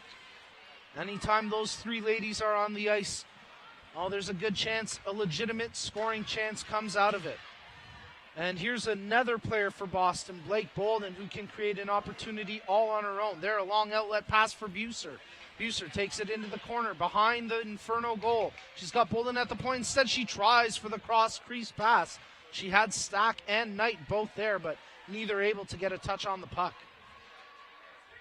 11:05 remaining in the second period. Boston has increased their lead to 4-1 here over the Calgary Inferno. That shot from the point looks like it hit the skate of a Calgary defender in front. Jessica Wong there defensively. 3 Calgary players battling for the puck, 2 Boston players in there, and the referees will whistle that one dead as it's pinned up against the boards. Nearly at the midway point of this second period, as we take a look at Jessica Wong, the Baddock, Nova Scotia native. And Calgary has started to push back a little bit, but as I mentioned before, Boston's passing has just been so effective, and it even transcended their power play. They're just, it's like they barely put any thought, and they're just able to make these crisp, short, effective, and low-risk passes that has done just enough to disorient the Calgary forecheck. And it's left them in a situation where they've been chasing Boston more often than not. They're going to have to find a way to increase their puck possession and clog those passing lanes to make it just that much more difficult for the Blades. Easier said than done, though, and that's certainly the challenge for Calgary. You're right, Asher. It's not that they're not trying. It's just they're up against such a skilled and such a deep team that their effort, it simply may not be good enough. And you can't really chalk that up to anything other than individual skill and the way the team plays within the systems that the coaches instill. And we should give both coaches a ton of credit. Tim Bothwell and Kevin Howler from the Calgary Inferno doing a tremendous job all year long and really getting that team in a position to be here in the Clarkson Cup. And then, of course, one of our favorites, Digit Murphy and her assistants, as always, doing a tremendous job with this Boston Blades team. And, you know, Digit has mentioned it so many times this season. It's almost a team full of rookies, but here are a couple of 2-on-1 chances for the Blades. Great save there from Kathy Desjardins on a shot from Jill Cardella. And a very poised play by Desjardins as well, doing a great job not trying to cheat on the pass or assuming that there was a pass. She just stuck to the puck and centered herself to it, and she was able to make it look easy. Yeah, great point. I think if you ask most goaltenders on a 2-on-1, do you want the pass or the shot? I think almost every goaltender will tell you, let me have the shot. Take away the pass if you can. If you can't, at least let me see the puck so I can make the save. Let me have the shot. That's exactly how Desjardins played it. She played the shot the whole way. She stood tall and made a great save in there to keep this a 4-1 game. Boston dumped the puck into the zone, and now a little bit of interference run against Jess Koizumi. It was done by Pieri, but play continues here. Berman picks it up. Go ahead, Asher, make your point. No, it just kind of, that sort of play makes you wonder. It was kind of incidental contact behind the net, but it makes us look back to that penalty 19 seconds into the game for body checking. What's allowed, what's not. That was a pretty big hit as well. Yeah, if you're not going to call it body checking, you can absolutely call it interference as Blake Bolden brings it in from the point. She circles behind the net, centering pass all the way out to the point for Whitney Nazen through traffic. And that one deflected into the corner. But yeah, you make a great point in that, you know, there has to be that level of consistency. Good job by Stone to stay onside, but this time Calgary goes offside as Peacock brings it in a little bit delayed there. No, and especially because, as we mentioned at the intermission, if you're going to set the tone and call a penalty 19 seconds into a game, you better make sure that it's a consistent call and a call to the teams to know this is what you can and this is what you can't do. And I'm sure Tim Bothwell isn't pleased looking back at how the momentum was swung so early in the game towards Boston's favor. They've really been chasing ever since. And then a play like that where his player gets taken down, interfered with, you might say, as you said, Nico, and no penalty on the play. Stack brings it in here on the backhand, looking for the centering pass. Buser's still there. Knight jamming away at it, but Desjardins gets her pad up against the post. They pursue. It's in the net. Hillary Knight on the wraparound attempt. Kathy Desjardins looking to her defense. Ladies, where's the support? I can only make so many saves. You have to give me some help on the secondary chances. None there, and Hillary Knight jams it in on the wraparound. No, and watching her body language right now, as you can see, Schroeder is over there talking to her.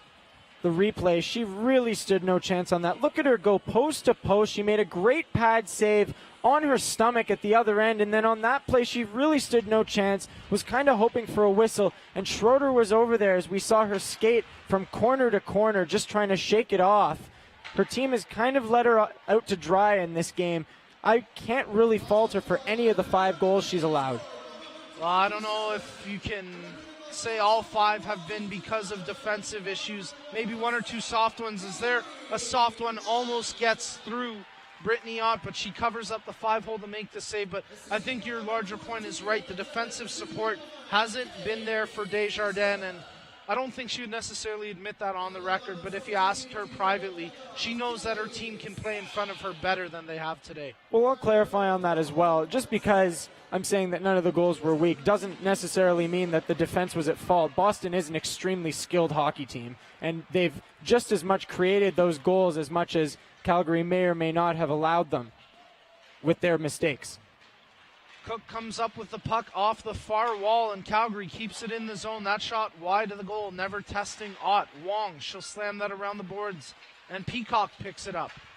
Boston doing a good job taking away the puck from the Calgary forwards, though, as we've got 7:10 remaining here in the second period. That long outlet pass deflected, so icing waved off, and Cook in there to give chase for the Blades.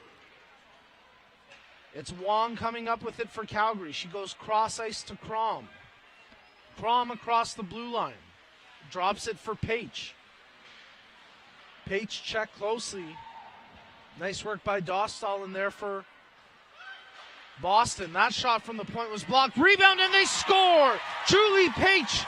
The initial shot was blocked. It fell to her in the high slot. That area between the hash marks and the top of the circle, she lets a quick wrister go and beats Brittany Ott. It's a 5-2 game. That was a beauty and a great display of perseverance by Julie Paich. As you can see, the play emerges from the corner.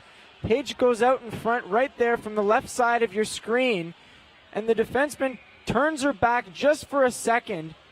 Looked as though she might have gotten nudged from the other Calgary player in front of the net, turned her back away, and just in that split second, Paich was given the slot area to make a great shot and make it a 3-goal game.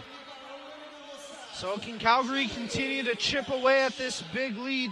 It was 4 goals. It's now down to 3 in Boston, trying to increase it right back to 4 as that puck was laying there in the crease, but no one there to tap it home.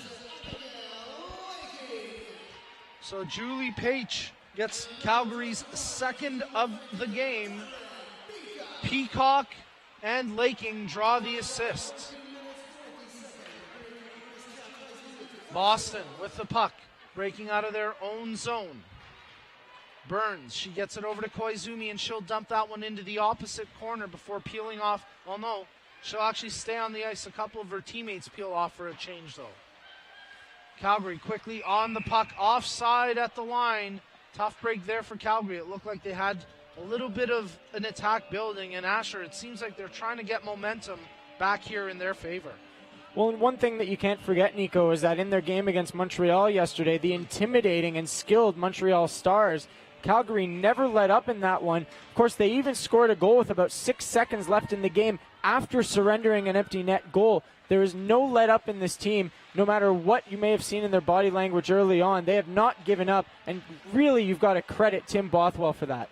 Yeah, absolutely. Tim Bothwell, Kevin Haller doing a great job keeping these ladies motivated in a game that coming into it, they knew essentially it meant nothing other than a chance to play out their season against the defending Clarkson Cup champions in front of a pretty robust crowd. We've got another good crowd on hand here for one of the evening games, maybe the largest of the 3 nights that we've had so far. And you have to hope that this is a good sign for things to come in that championship game tomorrow. Desjardins out of her net, under 5 minutes to go here in the second period. Calgary, they've gotten one back, but they still trail by 3, and here the Inferno called for an icing. It's been a fast-paced period, lots of scoring. Entertaining for the viewers, I'm sure. Not as great if you're a Calgary fan. But it was a great point that you mentioned there, Nico, in that they entered this game knowing that the game meant nothing. And in that sense, they can't really allow themselves to get too down on themselves, trailing by 3 goals, knowing that they really don't have anything to play for in the bigger picture except for pride. That gives them all the more motivation to know they're not going to have a regular season for another few months. Might as well go out with a bang or a blaze. Annie Tran on Twitter agreeing with us that Kelly Stack is indeed en fuego. 4 points in this game for Stack. She's been a part of 4 of the 5 Boston goals. And, well, from a Toronto perspective, that's one player you don't want getting hot heading into that championship game. Kelly Stack, a big member for Team USA, and there's a chance for Calgary driving the net, but it's knocked into the corner. And, of course, Stack, a player to watch not only tonight, but in that game tomorrow against the Furies. One thing we didn't get an opportunity to mention, at least in the direct wording, as we take a look at the stats so far in the period, Hillary Knight's got a hat trick. Pretty quiet hat trick. Jeez, that definitely passed by both of us. Hillary, I'm sorry I didn't give you a more robust call on your hat trick. I will, hopefully next season I can atone for that. But now Calgary trying to cut into this deficit further. Knocked off the puck, though. Good defense there from Hillary Knight. You mentioned her on the hat trick while she's back checking as well and playing some defense here for Digit Murphy, at least in the instance, helping out Wolfheiler on this assignment. Stone bangs away at it at the side of the goal. Went off the side meshing, and play continues here as, well, Dostal, she just tackled the Calgary player Cunningham to the ice. And I think both Tim Bothwell and a few of these Calgary fans in attendance are getting pretty frustrated at the way the Boston Blades are starting to physically dominate Calgary. No, and you know Digit Murphy is not going to tell her troops to let up. She is not here to let her players lie down and provide confidence to the Calgary Inferno. And just quickly going back to Hillary Knight, in just 4 games coming out of the Olympic break, 4 goals, 8 points. You can see why she was a former MVP of the league.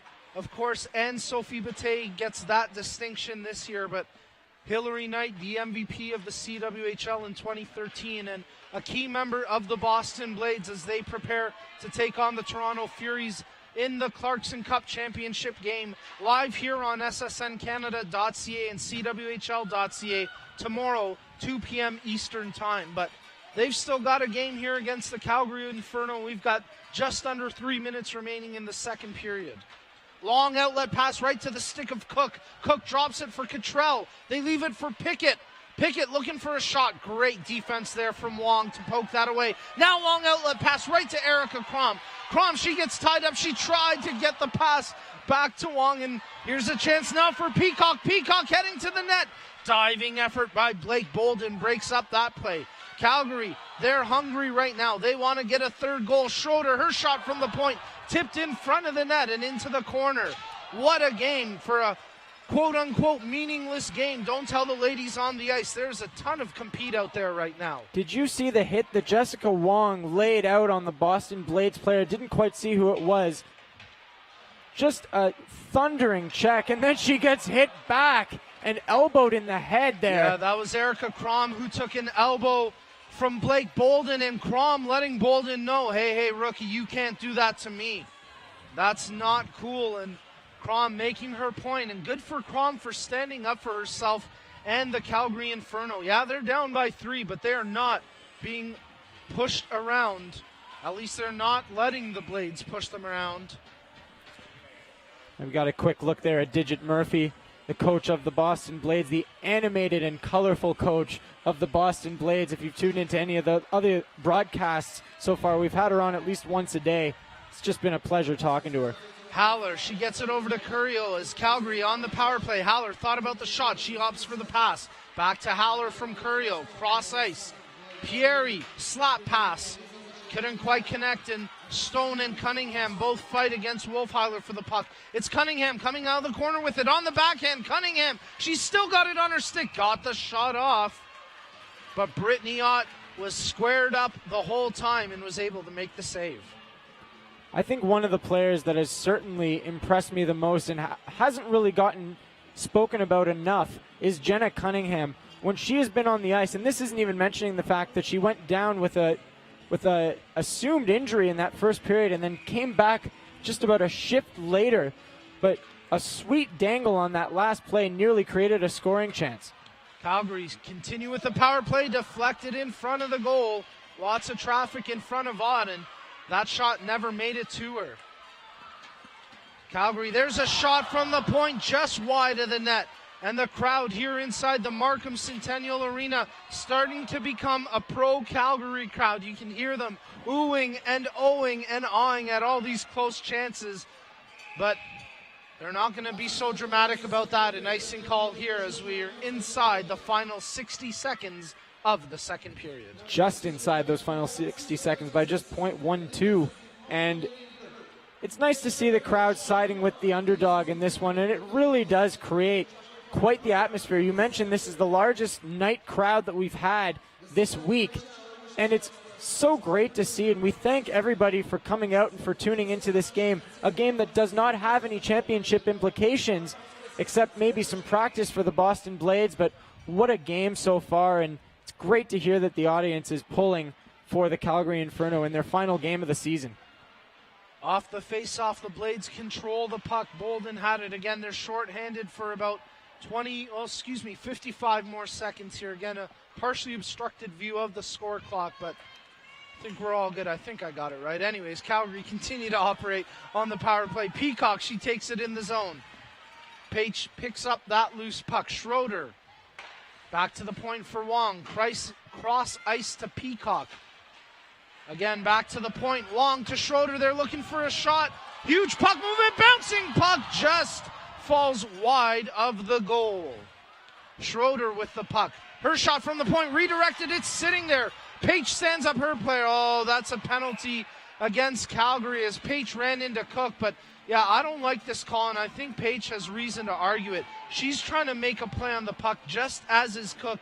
Keep an eye. They're going to collide in the middle of your screen here as we get a look at some of the fewer last opportunities in this game. But tough break there for the Calgary Inferno. I believe this might, no, I don't think we're going to see the collision on this one. No, this is the bouncing puck goal mouth scramble. You're right, we won't see the collision here.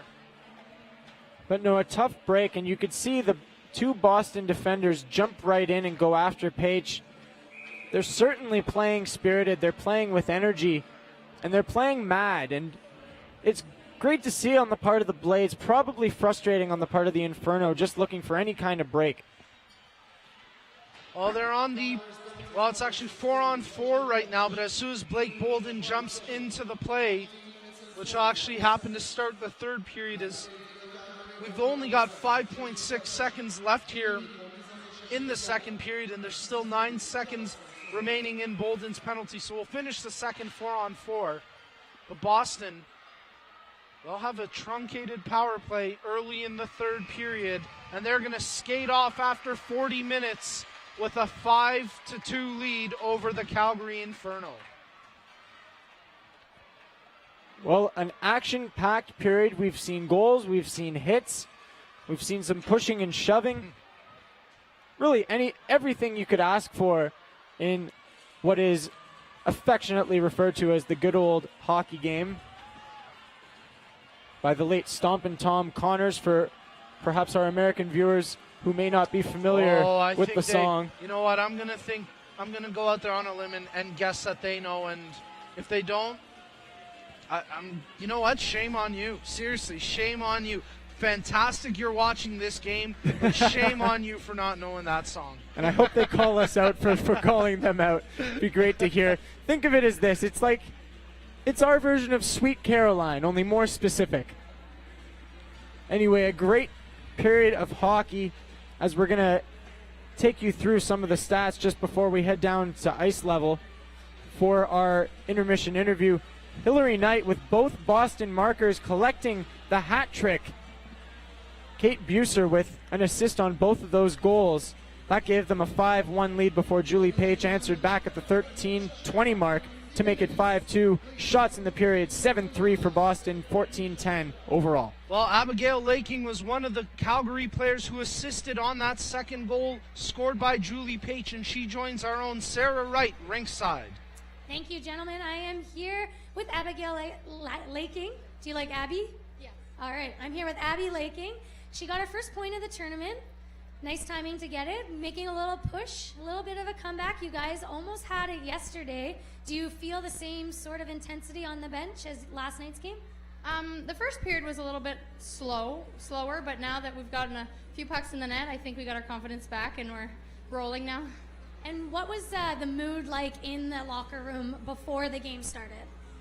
We were pretty excited and pumped just to be playing a last game of the tournament and just to show everybody why we're here and why we were in third place coming into this tournament. And you set up Julie Page there. Do you like playing with Julie? Do you look for her out there on the ice a lot? Yeah, Julie's a great right winger. She sees the ice really well, and I don't know, I think we have we work well together, so. Some good vibes. The vibes were getting a little angry there near the end. Did you see anything on that penalty that Julie took? No, actually, that was the last penalty? Yeah, no, I didn't even see. I think I was still breathing after I got off the ice, so no, I can't comment on that. I haven't seen anything. And what do you think of the atmosphere in this building tonight? It's pretty great. I think most people here are cheering for us, so, you know, it's really nice because you're coming from Calgary, and I have my parents here and sister, so it's not just them. It seems like there's a lot of other people from Toronto area, so that's great. And speaking of atmosphere, what do you think it's going to be like in the locker room when you go join your team?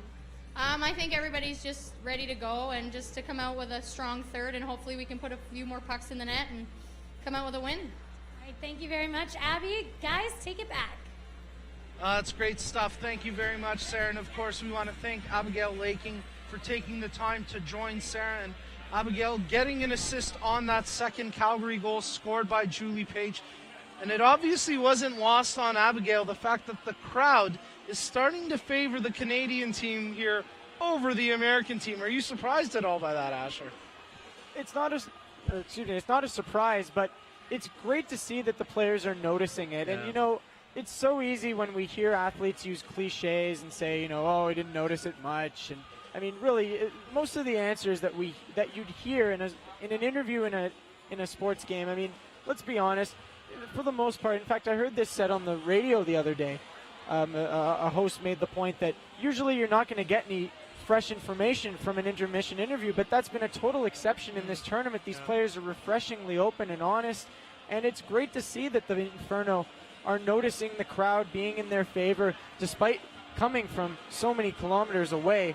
or miles to our American viewers. That's our measure of distance. I think they know. Just wanted to make sure. If they know Stomping Tom Connors, we've gotten a few tweets confirming that at least a few of you do indeed know the song, and we won't go into the situations in which you sing the song. We'll leave that to you for your, after Friday, 5 p.m. time. Anyways, a pretty good game here through 40 minutes. The Boston Blades leading the Calgary Inferno 5-2. Going out into that third period, we'll touch on the Boston perspective because I think it's pretty simple in terms of what they want to accomplish in the final 20. But from a Calgary perspective, Tim Bothwell, he's got to be telling his ladies, this is the final 20 minutes of our season. Don't worry about the scoreboard. Have some fun and play your hearts out. Am I wrong in that, or what do you think Tim's saying to his ladies? I would have to agree with you, but at the same time, there's really nothing lost on us on how much of an effect Tim Bothwell clearly has on that room. Just by calling that timeout 3.5 minutes into the game, it swung the momentum for the majority of that first period. In the second, they fought back, and you could probably say that he told his players, don't let them push you around. Boston started to get a little physical there. You mentioned it, Nico. There were a couple plays where the Calgary players didn't look impressed, and then they started pushing back. We saw a couple open ice hits. We saw that elbowing call against Julie Page. Sure, it was a little over-aggressive, and I mentioned earlier in the game we haven't seen too many head hits since that first game. You don't like to see it that way, but it was a statement that needed to be made by the Inferno that they weren't going to be pushed around, and they did it effectively. Yeah, it was really interesting. We talked before the game about maybe the Inferno forcing that physical element onto the Blades, and really it's been the reverse. It's been the Blades wanting to play the physical game and Calgary really having to respond to it. And that's interesting because Boston obviously playing in a pretty significant game tomorrow, and they're not overly concerned about risking injury at this point. It's Chuck a Puck behind us. That's why you're hearing these ohs and ahs. Of course, Chuck a Puck, a fan favorite. But really, from a Boston perspective, are you at all surprised that they're playing so physical and so aggressive? I got to say I kind of am, and, it's not something we like to admit that we're taking surprise because we are right all the time. I am never right, all right? People who know me will attest to that. I am never right. No, but having said that, they have defied expectations in the sense we kind of assumed they were going to try their best to stay healthy, not try to take too many chances, but instead they've done the opposite.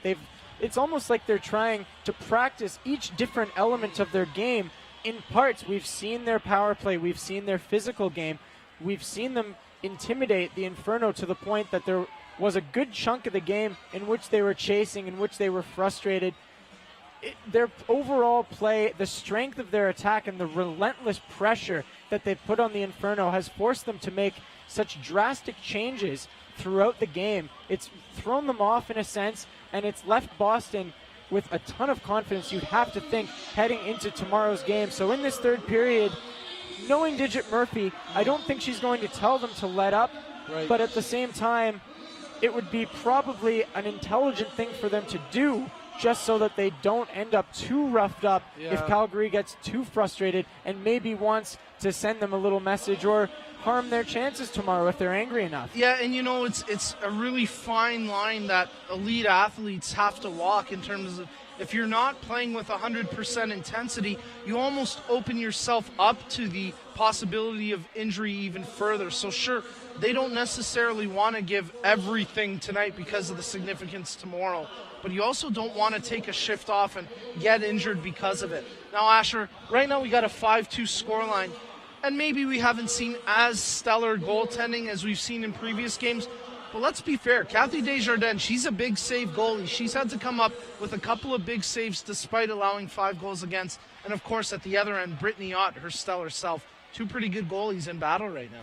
And we mentioned it in the intro as well that most of the teams in this league will use more of a 1A, 1B situation as opposed to riding one goalie for the string of the season. And I noticed actually entering the arena that each team has its own banner outside the arena to try to draw attention from the fans coming in. Kathy Desjardins is the one that is featured on the Inferno poster, so she is a huge part of this team.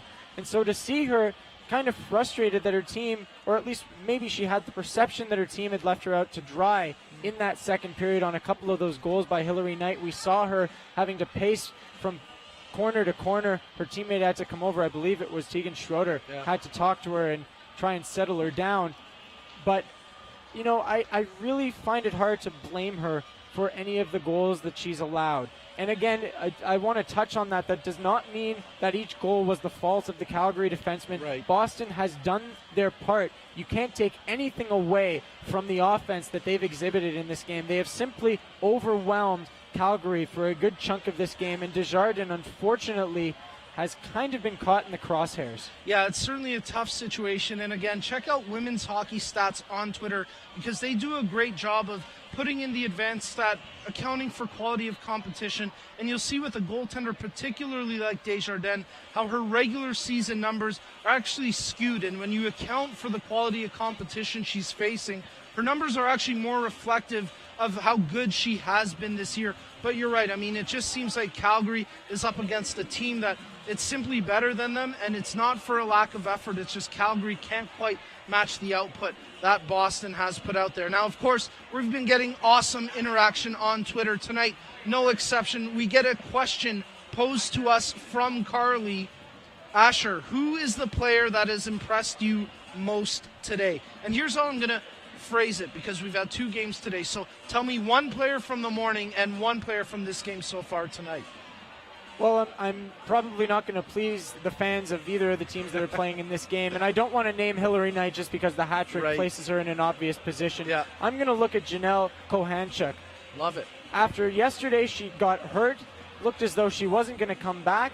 She was such a huge part of that game against Montreal, and between her and Natalie Spooner, the effort that they were able to exhibit, and really that also goes for, you know, other players that we've seen get hurt in this tournament. One person we want to talk about is Brooke Beezer for the Toronto Furies. We heard a rumor. We can't confirm it. She did, I believe, go for x-rays after she took a puck off the ankle. So really, I mean, it's hard to take 4 teams and pick one player to decide who, you know, who's impressed me the most. But having said that, that was kind of a bit of a tap dancing move to completely avoid asking your questions. And since I'm not a media trained athlete, I can't answer that directly. Simple question. This guy can't even answer. We so want let's to just say Christina Kessler. Yeah, not a bad choice. We want to give a shout out to the Harkin family watching in Aurora, Ontario. And of course, we appreciate you joining us wherever you happen to be watching from. I'm going to answer that question from Carrie as well, because I think it's a really great question. I was unbelievably impressed. Not just today, but the full Clarkson Cup, the play of Natalie Spooner, considering that 1 month ago she was a key member of Team Canada's Olympic win in the Sochi Games. And you think about how many Olympians decided not to return to the CWHL this season and take the time. And frankly, no one can fault them for that. They've earned that right.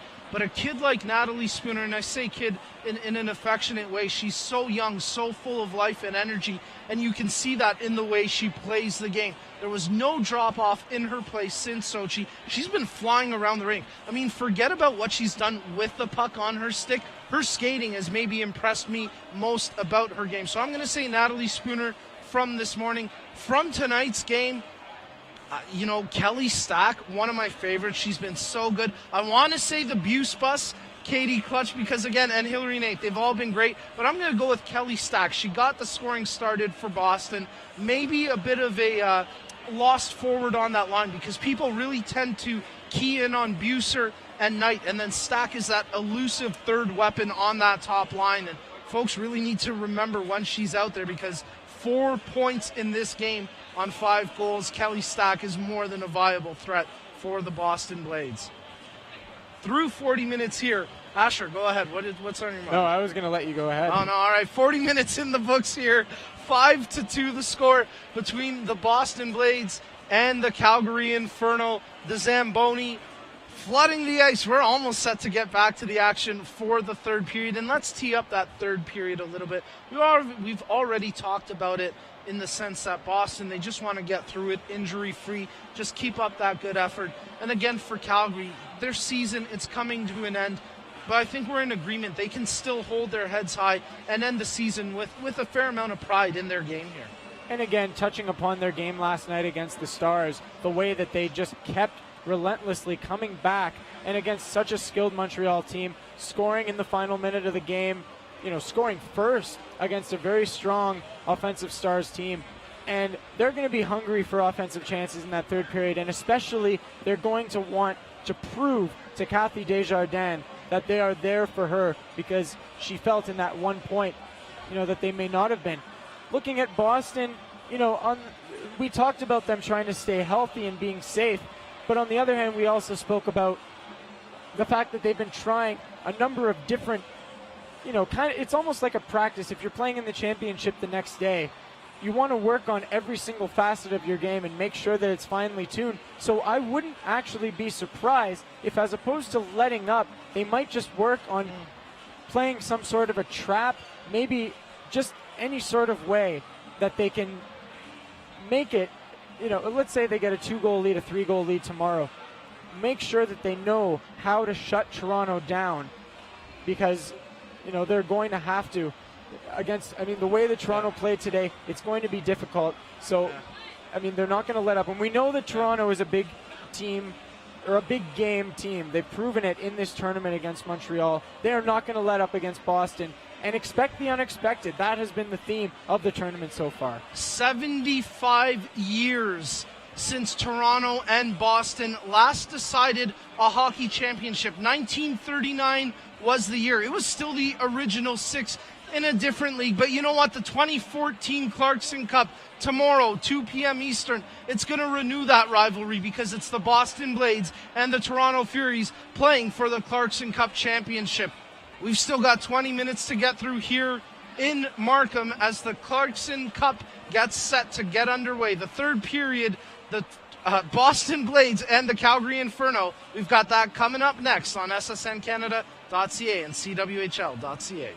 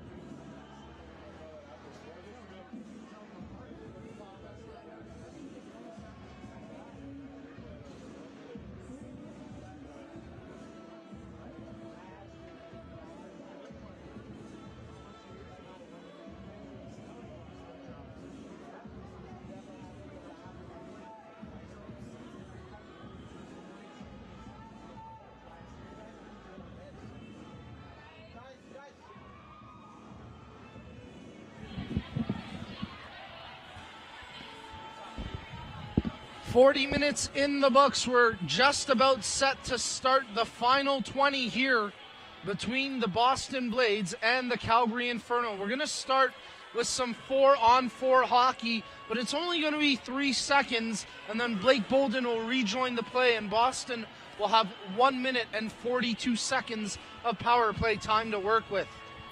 We want to welcome you inside the Markham Centennial Arena. You're watching the 2014 Clarkson Cup presented by Scotiabank. I'm Nico Cardarelli, working alongside Asher Roth and Sarah Wright. And of course, as always, our fantastic crew of SSN staff here on hand doing all the technical stuff that brings you all the pretty and fantastic images you've seen, including that shot of Julie Page in the penalty box. Can't say enough about all of the staff, both our staff and the arena volunteers that have been able to secure us with coffee and cold cuts and just general assistance around any time that we've needed a hand. We've had a volunteer helping out in the media room for the pre and post game shows, making sure that our equipment stays in the right place. We really can't say enough about just the great support that we've gotten from some great volunteers and everybody that's helped out here at Markham Centennial Center. And of course, to the city of Markham for hosting this great tournament for the second consecutive year. Play underway inside the third period here. Bolden back on the ice, so a truncated power play. Now the situation for Boston as they look for puck possession. Wong getting slashed on the hand there, and straight to the Calgary bench she goes for some assistance. Boston get the puck in deep. Duggan out of the corner with it. They clear the zone and dumped right in front of the Calgary bench's Bolden. I think she maybe lost the tire more than anything there. Just caught a bit of an edge on that fresh ice. Looked like they just got tangled up a little bit. I think she got her arm caught. 2-on-1 here, Buser and Knight. They were looking for each other as Buser whipped it into the middle, but Knight unable to corral it. Stack, she controls a bouncing puck and gets it over to Hillary Knight before a return pass to Stack. She's looking for the shot as Buser was providing a screen in front. Loose puck there as Calgary picks it up, and they'll fire it out to center ice where Bellamy picks it up. Knight quickly has it on her stick. Cross ice for Cardella. She spins away from the check of Webster, but nice job by Webster to lift her stick and then hammer that puck out to center ice. Under 30 seconds left in the power play as Jillian Dempsey brings it in, drops it for Cardella. Back to the point for Wolfheiler. Near boards to Cardella. Off the half wall, she gets it to the point. Dostal, cross ice to Koizumi. Down low to Dempsey. 13 seconds left on the power play. Wolfheiler. Dostal. She passes it off. That one skips off the stick of Dempsey, and now Webster with a chance to clear. She does. She'll hammer that one down the ice just as Page is coming out of the box. Calgary with a successful penalty kill. Dostal leads the rush for Boston across center ice. She'll dump it in and give chase. Desjardins out of her net. She decides to play it past Haller and Koizumi there for Boston. Koizumi and Dempsey dig away at it. And it's Dempsey coming up with the puck out of the corner. She lifts it and just put that one over top of the net. Nice individual effort there from the CWHL Rookie of the Year, Jillian Dempsey. Julie Pate, she scored the second goal of the game for Calgary. They trail it 5-2. She had the puck before dumping it off to Pieri, and now they get it inside the Boston zone. Stone, she gets hauled down behind the net. Play continues here as Pate and Stone battle away for it. It's Stone coming up with the puck, but her pass for Schroeder was picked off. Cottrell gets it over to Pickett as Boston quickly up the ice. Pickett with a sharp angle shot and a good stick save there from Desjardins. Pretty easy save for Kathy Desjardins as she just deflected that puck into the corner, but now a more menacing attack in there. She almost had to make a good save, but Stone with a big block shot. Boston moving the puck well inside the Calgary zone, and they once again get it in deep. Pickett, she's behind the net, causing problems for the defense and Jessica Wong. And again, good to see Wong out there after taking an early slash to an area where there's really little padding to begin this third period. Now that the power play to open up the period is over, you're going to probably see Boston try and play in a little bit more of a shutdown mode defense, and we'll see how effectively they pull it off. Although having said that, here they go on the rush. Yeah, here they go. It's Whitney Naslin. Berman was in there as well. And Cardella, the other forward for the Blades. But nice defense there from the Inferno. That negates any chance of an attack. Laking with a long shot in on goal, a big rebound, and it's quickly picked up by Bolden. Blake Bolden spins away from one check, now a second as she looks for an out-of-the-zone pass, but nice work by Laking to disrupt that clearing attempt. Nice long pass by Bellamy. Not sure who she was looking for, though, as it didn't quite work out. And off the bench, Pieri picks it up for Calgary. Pieri draws in one attacker or one defender, and now a rush the other way for Calgary. Bearson's had her stick lifted at the end. That's a great back check from, well, a player with a hat trick, but obviously Hillary Knight working at both ends of the ice here in this game. And that's what makes her so effective. She's such a force at both ends. As a penalty coming up here. Yeah, there she draws a penalty. It's going to be body checking the call here against Calgary and Bersons, and you can see why she's a little bit frustrated because that was a 50-50 play, and she's just trying to out-hustle Knight to that puck. Now, certainly a play where it could have gone either way, just some pushing and shoving. And any time that you've got work like that along the boards, it's kind of tough to pick out, who made the infraction and who didn't. Unfortunately for the Inferno, they are going to have to kill off another one. Boston back on the power play. We get a question coming in on Twitter from Slim Marin that we'll get to in a little bit, but here's a chance short-handed for Calgary. Cunningham leads the rush. Cunningham looking for the shot on, the pass into the goal, crashing hard into the net. I believe that's Purcell. Kind of hard to see the number from here. I think that's 18. Yeah, indeed it is Purcell. She crashed into the net very hard. And she's slow to get up. Oh, sorry, it's actually not. It's Zuber. Check that. Schroeder. My goodness, I might need to go see the eye doctor. It's 28, not 18 or 24. But either way, Calgary, good to see one of their players in Schroeder up after taking a pretty nasty collision into the net. But as opposed to being shaken up on that player hurt, you could actually hear her reaction from up here. She was more frustrated than anything that she wasn't able to execute on that massive shorthanded opportunity. Hillary Knight controls the puck for Boston on the power play. Kelly Stack tips it into the zone, and Desjardins nearly collided with her after a little bit of hesitation on whether or not to play the puck. Bellamy controls it. She gets it over to Knight, but she's quickly tackled by Webster, and now Buser there for Boston. Webster fires that one up the ice, and it'll give Calgary a chance to get some fresh penalty killers out there with 1:05 left on the power play. Bellamy will just sky that one into the zone, lifting it high and down the ice, but quickly Calgary smack it right back through the neutral zone. Cardella and Dempsey hook up with a little give and go, and now it's Wolfheiler trying to bring it across the blue line. They can't. No offside here as Wolfheiler continues with the puck, and a few fans not liking that call. Didn't see much of a reaction, though, from the Calgary bench. Now I see a Tim Bothwell shaking his head in disbelief that Wolfheiler wasn't called offside. Schroeder, she was the Calgary player who moments ago crashed into the net, feeling no ill effects, so as she's back out there for her next shift, killing the penalty here. Cross ice pass, top of the point, Dostal with a shot. Nice D there by Schroeder to take Dempsey out. Cardella back to the point for Dostal. She's got Wolfheiler with her. 10 seconds on the power play left. Wolfheiler goes cross ice to Dostal. Back to Wolfheiler. Bearson's getting set to rejoin the play. Final seconds of the power play tick down. Boston with puck movement. Bearson's back out there. Even strength hockey, and now she's got this puck on her stick, breaking up the ice as Calgary get a sign of appreciation from the crowd after killing off the penalty. And there's Tegan Schroeder on the forecheck as well.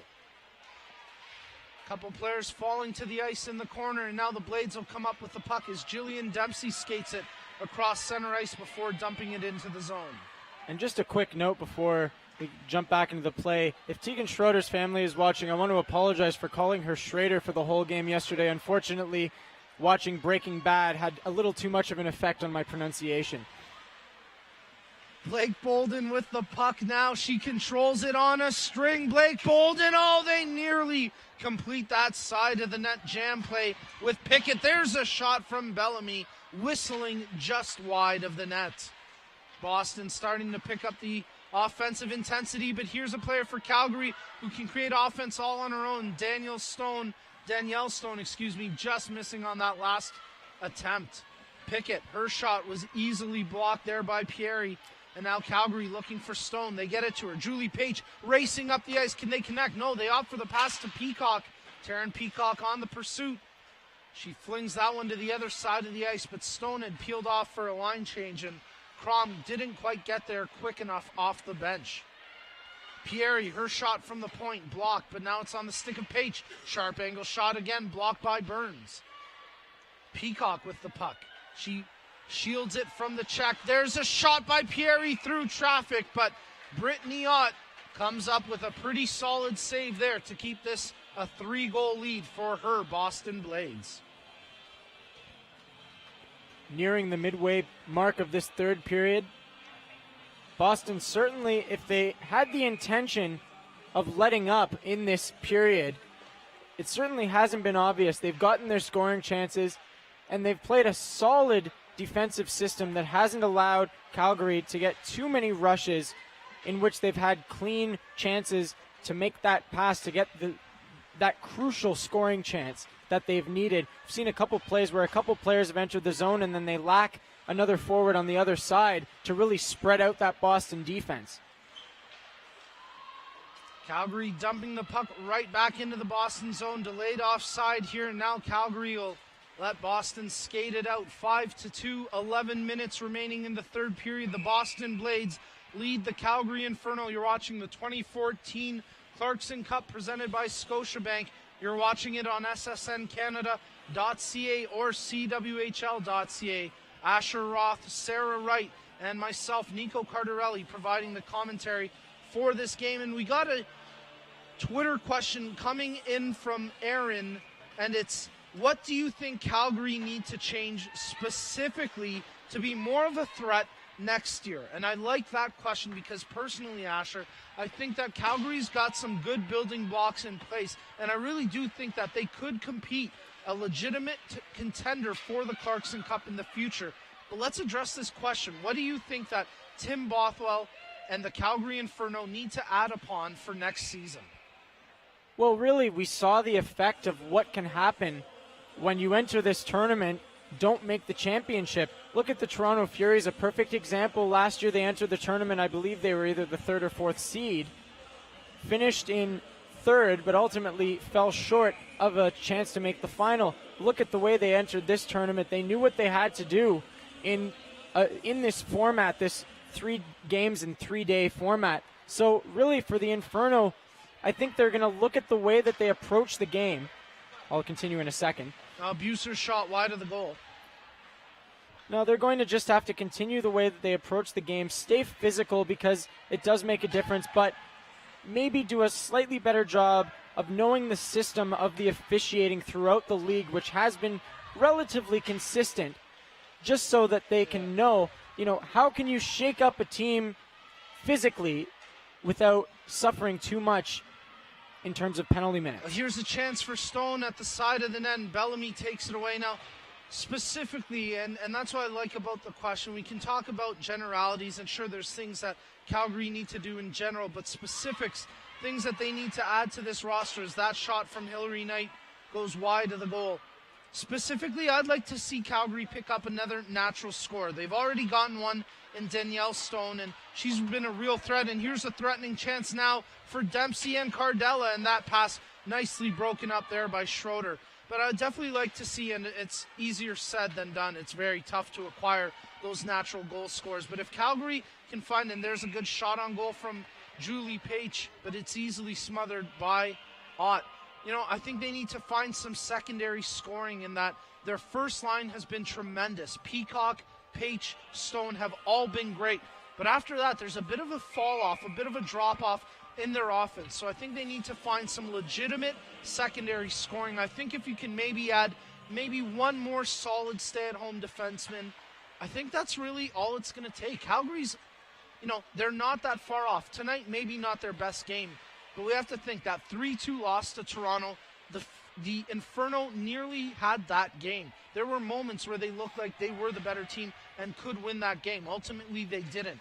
Their game last night against Montreal, a 5-4 game in which they relinquish an empty net goal, but they still have enough resolve in their team to get one back. So I think there's a lot of good things in place for Calgary. It's now just adding to what's already there.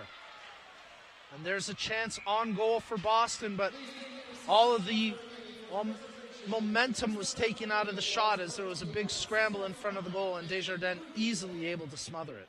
And again, that was Ellen who submitted the question to us. Yeah, I was going to clarify on that one. She did send us a second tweet because, unfortunately, the name that she lists as her name on the Twitter handle is not one that we'd like to mention on the air. Go there, so. But, when you talk about what Calgary can do to improve, again, Nico, I mean, 2 close games entering today.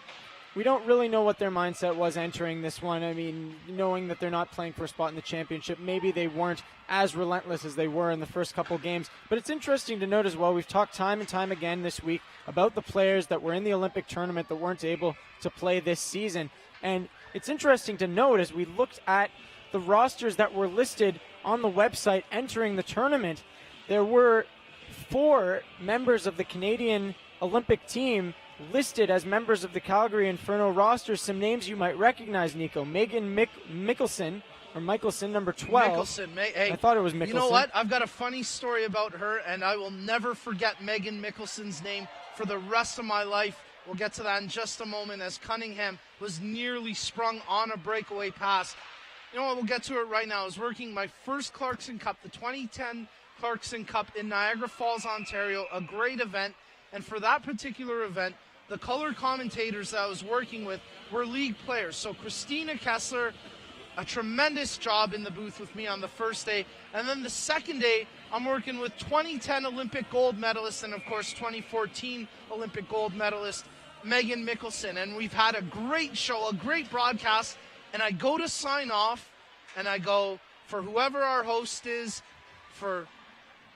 and I blank, and I just could not remember for the life of me Megan's name. And it was one of those awkward moments, so believe me, I will never forget Megan Mickelson's name for the rest of my life. I won't lie, Nico. I've been there as well, and it happens, and I'm pretty sure it happened a few years ago when I was working with a color commentator. It wasn't even a case where we had a different one each game. I'd worked with this guy for several months, so it does happen to the best of us, unfortunately.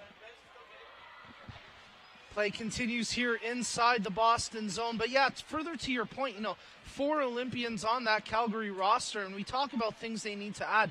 Megan Mickelson, you put her back on this roster, on that blue line, that's a huge addition because she is so good at the defensive aspect of the game, but she also creates a lot of offense from the blue line. And you mentioned some of the other Olympians as well. Let's list off some of those names. Well, and that was one thing to look at. If you look at this game specifically, at what Calgary would need to add to improve against this particular Boston opponent.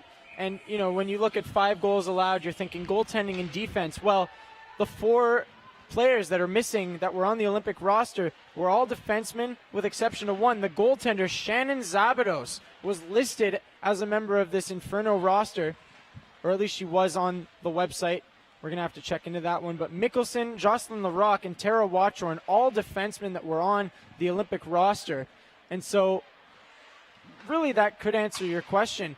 What they could do to improve next season, get some players back and some experience on defense. Hillary Knight trying to put a fancy deke on there against Pierre, but she couldn't quite control the puck the way she wanted. They bang away. Kelly Stack had a chance for a 5th point, but Desjardins able to do just enough to steer that one wide of the goal. And here goes Julie Page. She's all alone. She's got Beezer chasing after her. That's Buser, who did a great job tying up the stick of Page. Oh, maybe not that good of a job, though. Do we have a penalty shot? No. Slash. Oh, come on. The fans want it. The fans down in Section 12 here inside the Markham Centennial Arena, they're calling for the penalty shot. They've got the arms over their head, trying to show the referee, nah, that's a penalty shot.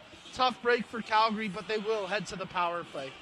I think just about every hockey fan can agree. Anytime you see a player hauled down on a breakaway, the first thing in the back of your mind is it going to be a penalty shot? Let's take a look at this one as Buser gives chase, gets her stick out. You know what? Good call. She did not, that's a great call because she really didn't do enough to warrant a penalty shot, but it was a pretty obvious slash that she laid in there as Danielle Stone runs her player into the boards. And no penalty on this play. Yeah, no penalty, but more, critically, the player's slow to get up. It looks like that's number 8 there. That's Wolfheiler for the Boston Blades, and immediately the trainer out on the ice to make sure that Wolfheiler not feeling any ill effects from that collision into the boards.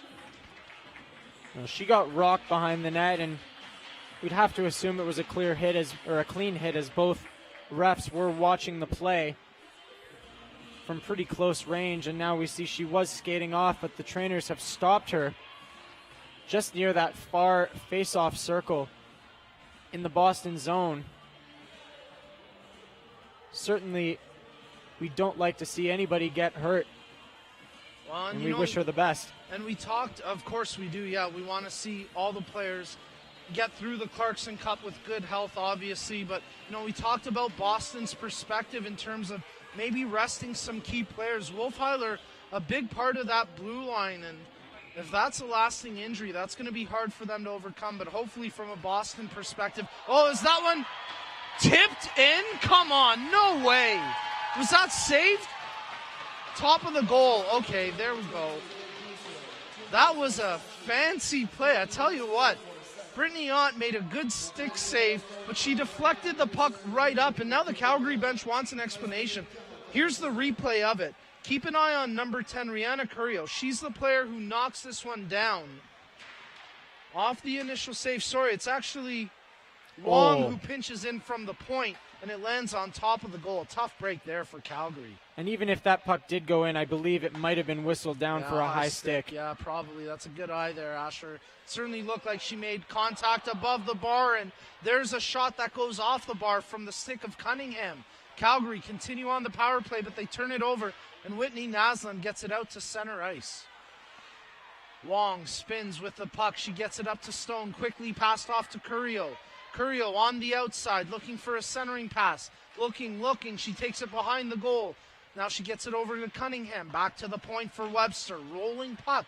Schroeder controls it. That shot intentionally wide of the goal. They were looking for the redirection, but nice defense there from Boston, and that takes away that opportunity.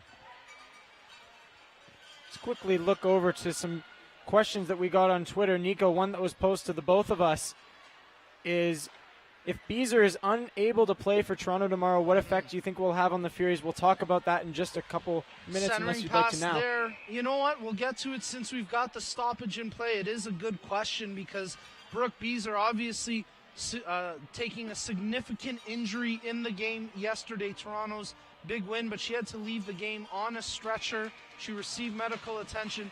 In terms of the effect that it has on the Furies, you know what? She's a valuable player. It is definitely going to have an effect on that team. But I think the one thing we can say about the Furies is they're a pretty resilient group, and it almost doesn't matter who's in that lineup because I think collectively they believe when they play their team game, they can beat anybody. We saw it here earlier today, the way they played against Montreal.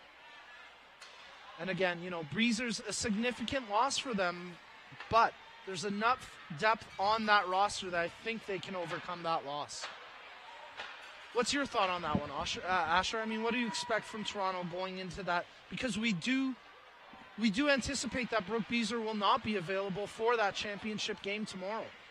Well, in a follow-up question from @RevolutionJack, that she did ask about that. She asked if it would be a positive or an inspiring or negative, or if it could be both. And I'd have to agree with the latter on that one. And again, I know it's a cop-out to kind of say both, but Yeah, have an opinion for once, all right? it's hard. I'm somebody raised in a sports atmosphere. It's hard to give a hard answer on anything because really, if you give a soft answer, nobody can blame you for being wrong, right? Yeah, but it's not interesting. No, it's true. I'm kidding. I'm kidding. It's tough to say. I would have to think that it is a significant loss. Sure. She's been so effective on that attack, and any time that you remove a significant part of a team that plays a strong team system, it's you see players step up, but there are times that one cog in the well-oiled machine, if it's lacking, it can create kinks. And so we'll have to see.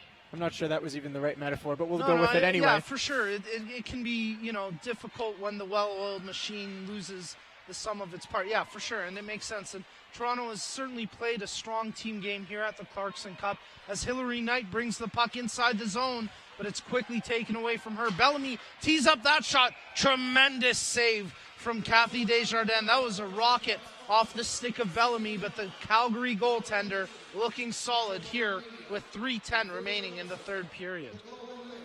An interesting note, Nico, we actually got a couple of tweets relating to mentioning Shannon Zabados. Apparently, we got one tweet from @WatchThisHockey saying that you can buy a Calgary Inferno Zabados jersey from the CWHL store.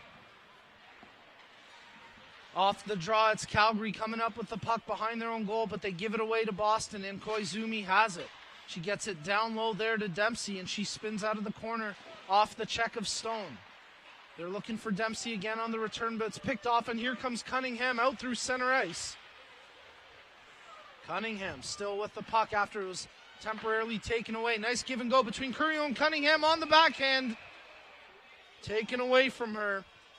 And in the end, a pretty easy save there for Brittany Ott. Game winding down, just 2 minutes and 41 seconds remaining in the 2013-2014 Calgary Inferno season. And they've got to look at their performance in this tournament with some pride. It's easy from the outside looking in to look at a team that wasn't in the tournament last year that goes 0-3 in this one and say that they may have been overwhelmed. That was certainly not the case.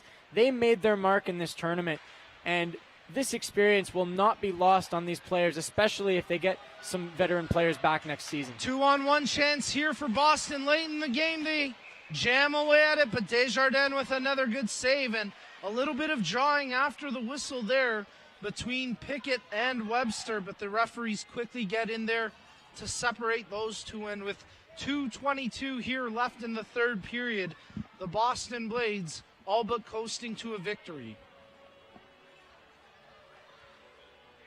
No, and it seemed as though the Inferno players took some exception on that play, just at the fact that Boston was still kind of driving on the attack this late in a 3-goal game. Well, and there's no right or wrong in that situation, but the Calgary players are just letting Boston know. No, you know what? I'm sorry, I'm going to disagree. There is a wrong. Calgary can't depend on Boston to stop. Calgary wants to stop them, go ahead and stop them, but a Digit Murphy team is going to play a full 60 minutes almost every single night, and frankly, you don't want your team to pick up any bad habits late in a game before heading into a championship matchup. So, tough break for Calgary, but you know what? That's the nature of the game. No, and definitely, and I don't think you can by any means blame Boston for it, but the Calgary players were trying to send a message. And they should. I mean, they should show the fact that they're not willing to quit either. And you have to give Calgary credit because all tournament long they've shown they have no quit in them. But this is certainly a tough game in which they've just been outmatched and really overall outplayed as they commit another turnover. And Whitney Naslin quickly up the ice. That shot over top the goal may have hit the stick of Wong as she let it go. And 1:25 left in the third period. It's Traverna back to pick it up for Boston. She's checked closely there by Crom, but Cardella has it, and she spins away from that check by Peacock. Cardella on the backhand pass. She gets it over to Berman, but still trapped inside their own zone. Finally, Taverna just lifts that one out past the blue line. Last minute of play in the third period. Dernière minute de jeu en troisième période. Eric Therrien with the announcement. Final 60 seconds of the round-robin portion of the 2014 Clarkson Cup. That shot in on goal.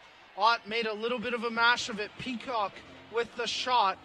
but Ott able to scramble and cover up the rebound. Saw a play there at center ice. Madison Haller for Calgary got tangled up with a Boston player. I believe it might have been Hillary Knight. She was down on the ground. She got knocked down by Haller, and then she kind of wrapped her legs around Haller's leg, trying to make her trip. The refs didn't see it. Chance here for Boston on the offside, though. Hillary Knight called. And with 40 seconds left, we've got a stoppage in play. And I want to give a shout out to Ignite the Inferno on Twitter. He makes, or she, because again, it's not clear. So Ignite the Inferno makes a tremendous point that if Shannon Zabados decides to play in the CWHL, and that's still a big if, and we hope she does. Of course we hope she does. But if she does choose to play, it would be with Calgary. They have her rights, so that's why you can get some of that merchandise online. And, of course, from a Calgary perspective, not that their goaltending's been bad. Obviously, they have CWHL Goaltender of the Year, Delaney Bryan, on the bench tonight, and I don't even think she would have stopped that one. Hillary Knight makes it 6-2 with 26 seconds left in the third period. A term that I coined last week, a Baker's hat trick for Hillary Knight in this one, and she was left wide open in front of the net. Thank you for that. Just watch four here. Goals, Baker's hat trick. I like it. Yeah, you know, if a Baker's dozen's 13. Yeah, of course. No, that's good. So behind the net, it was tough turnover there for the Inferno, and again a nice soft pass there by, I believe it was Kate Buser. Yeah, it was Kate Buser, and just another example of it. 25 seconds left in a 3-goal game. No let-up whatsoever. And a creative play at that. Calgary keep the puck in at the line. There's a shot from Wong over top of the goal, but with just 10 seconds left in the period, it's going to be too little, too late. The Calgary Inferno will end their 2013-2014 season with a loss to the Boston Blades. The Boston Blades, they've got one more game, and it's a big one. Tomorrow, 2 p.m. Eastern, the Boston Blades will have an opportunity to defend their 2013 Clarkson Cup Championship trophy, and they'll do it tomorrow against the Toronto Furies. But Asher, the round robin here at the 2014 Clarkson Cup comes to an end. The only game in the round robin which did not end in a 1-goal differential. The final score here, the Boston Blades victorious 6-2 over the Calgary Inferno. Well, certainly, if you had to evaluate, and I mean, in an analyst role, it's so easy to make comparative or statements based on comparative stats. And yeah, the other games were all 1-goal games, and really this was the most predictable result if you had to predict one coming in. A Boston team hungry to prove that they do have an offensive attack. 3 goals entering this game in the first 2 games. They double that total in this one, or they double that total alone in this game, wind up with 9 in the 3 games, so they enter the championship with a perfect 3-goal per game pace. And for the Calgary Inferno, really, again, it's what you might have expected. I mean, it was a tough break for them, getting that penalty 19 seconds into the game. That really set the tone and kind of stacked the cards against them in a sense, and that kind of showed in their initial play that they may have felt as though there was somewhat of a kind of unspoken bias. And of course, I believe Yogi Berra once said 90% of the game is half mental. It's a situation where you take an early penalty, allow a couple of early goals, the body language starts. Sponsorship from Winsport Canada Olympic Sport, Miss Joyce Van Zumeren.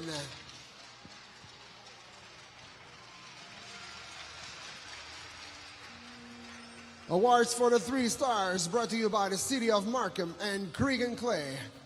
Voici maintenant les 3 étoiles du match d'aujourd'hui, une présentation de la ville de Markham et de Cregan Clay. La 3e étoile de Calgary, the 3rd star from Calgary, Taryn Peacock.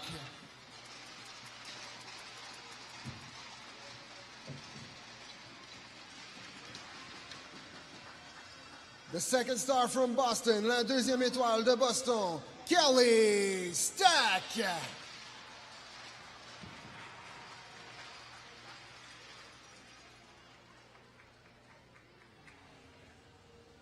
And the first star from Boston et la première étoile de Boston, Hillary Knight.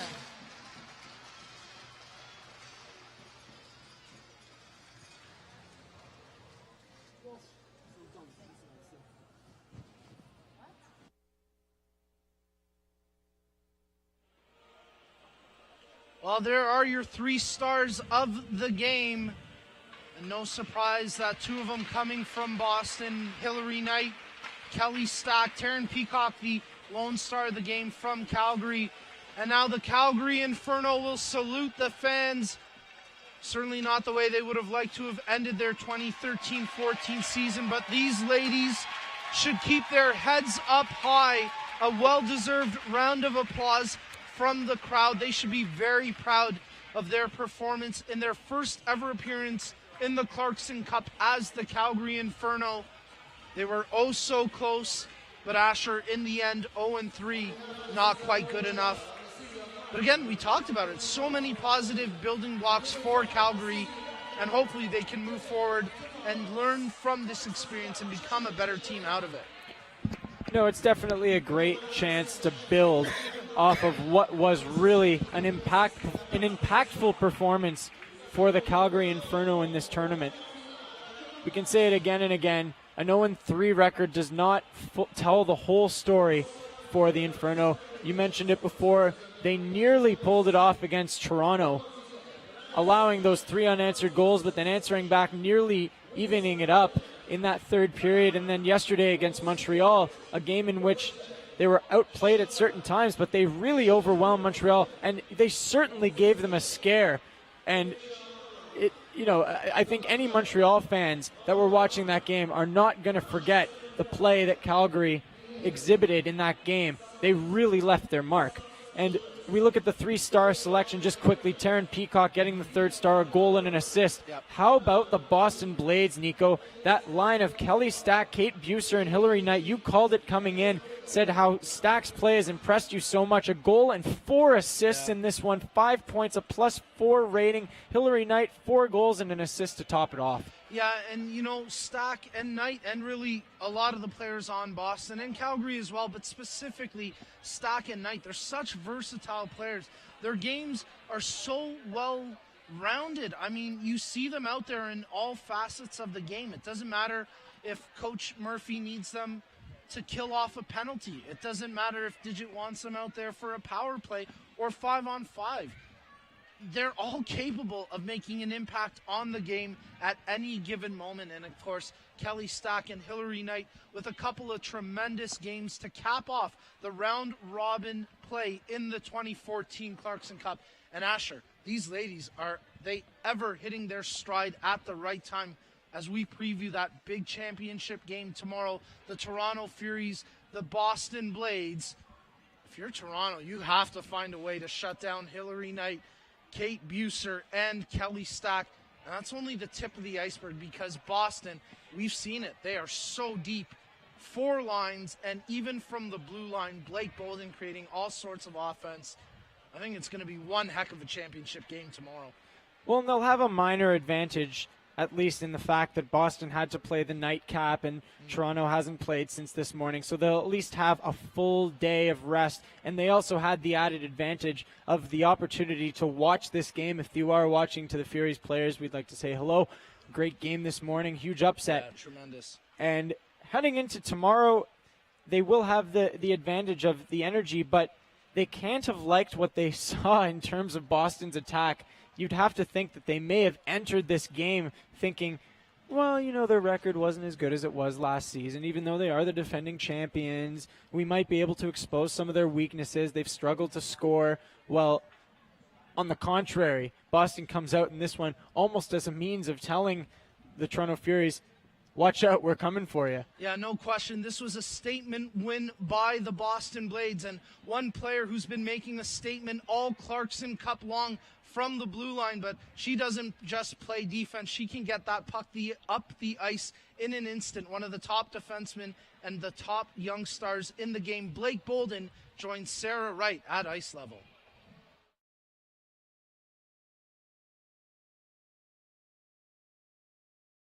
And it almost made it look easy out there, and you guys look like you had a lot of fun. It's never easy. You know, we have great skilled players. We move the puck pretty well. So our goal was to not lose this game so we can go in 4-0 hopefully tomorrow. And Calgary last night almost made a pretty good comeback. Was that in the back of your mind the whole game? Yeah, we obviously didn't want to lose, and we were playing this game as if it were our last. So that's basically what we're thinking about. Well, it's not your last. You have one more to go tomorrow. Did you watch the game earlier today? Do you have any game plan against Toronto? I was actually taking a nap. I heard about the win. It was pretty exciting. So I'm just excited to play Toronto tomorrow. Who do you look out for on Toronto the most? Their key players that you have your eye on mostly?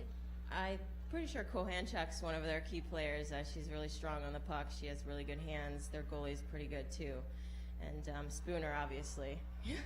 So rookie this year, and you're going to the Clarkson Cup final. The atmosphere here was pretty fantastic. Sum up your whole experience this week. I had a great experience, you know, just coming in as a rookie, not knowing really what to expect. It obviously met my expectations, if not exceeded it. The dinner was great. We have great hosts, great sponsors, so it's just wonderful to be here. And coming from Ohio, you're up in Canada now. Do you see the future of hockey building not only in Canada but also in USA? Yes, I definitely do. Being in Boston, and you know, I think we want to expand. Maybe, hopefully, have a couple more teams in the United States. So, I think it's growing pretty well. All right, thanks so much, Blake. Good luck tomorrow. Thank you so much. Gentlemen, you can take it back. Thank you very much, Sarah Wright. And, of course, thank you, Blake Bolden, for taking the time to join us after that big, 6-2. I was about to say 5-2. 6-2, the final score in this one. Boston, of course, getting that late goal in the dying seconds of the third period. But, again, you heard Blake address it. A pretty fantastic Clarkson Cup experience for her. But she knows there's still one more game to win. No, and typically when you ask an athlete what their thoughts were on any game leading up to a championship, they will downplay its significance because superstition is such a large part of sports, whether you like it or not or agree with it or not. You know, anything that you can look back on, if you happen to, you know, not win a game and say, oh, well, I usually tie my left shoe first. But in this case, it's just a situation where they know that the big game is tomorrow. This is the one that they showed up for. They put in the work to get themselves to that point, and now it's just take it home, do what you have to do, and really dominate in order to come out on top of it. Yeah, and you know, it was really interesting. I liked the question from Sarah right to Blake. It was very pointed. Who do you have to be aware of on that Furies team in terms of scouting? Who do you have to mark from a defensive standpoint? She was very quick to point out Janelle Kohanchuk. I think that's very observant. And I let me clarify that, because obviously Kohanchuk is a standout player. She's tremendous. But sometimes on that Furies roster, she gets a little bit lost in the mix. Carolyn Prevost, Natalie Spooner, so many skilled players. Megan Arts has been tremendous all tournament long. And, of course, they get great offense from the point as well. Tessa Bonhomme, Shannon Molson, Michelle Bonello. A ton of offense from a ton of different options on that Toronto roster. So I think for Bolden specifically to key in on Kohanchuk, that might be a little bit of a battle that we have to keep an eye on tomorrow in terms of Kohanchuk versus Bolden and vice versa.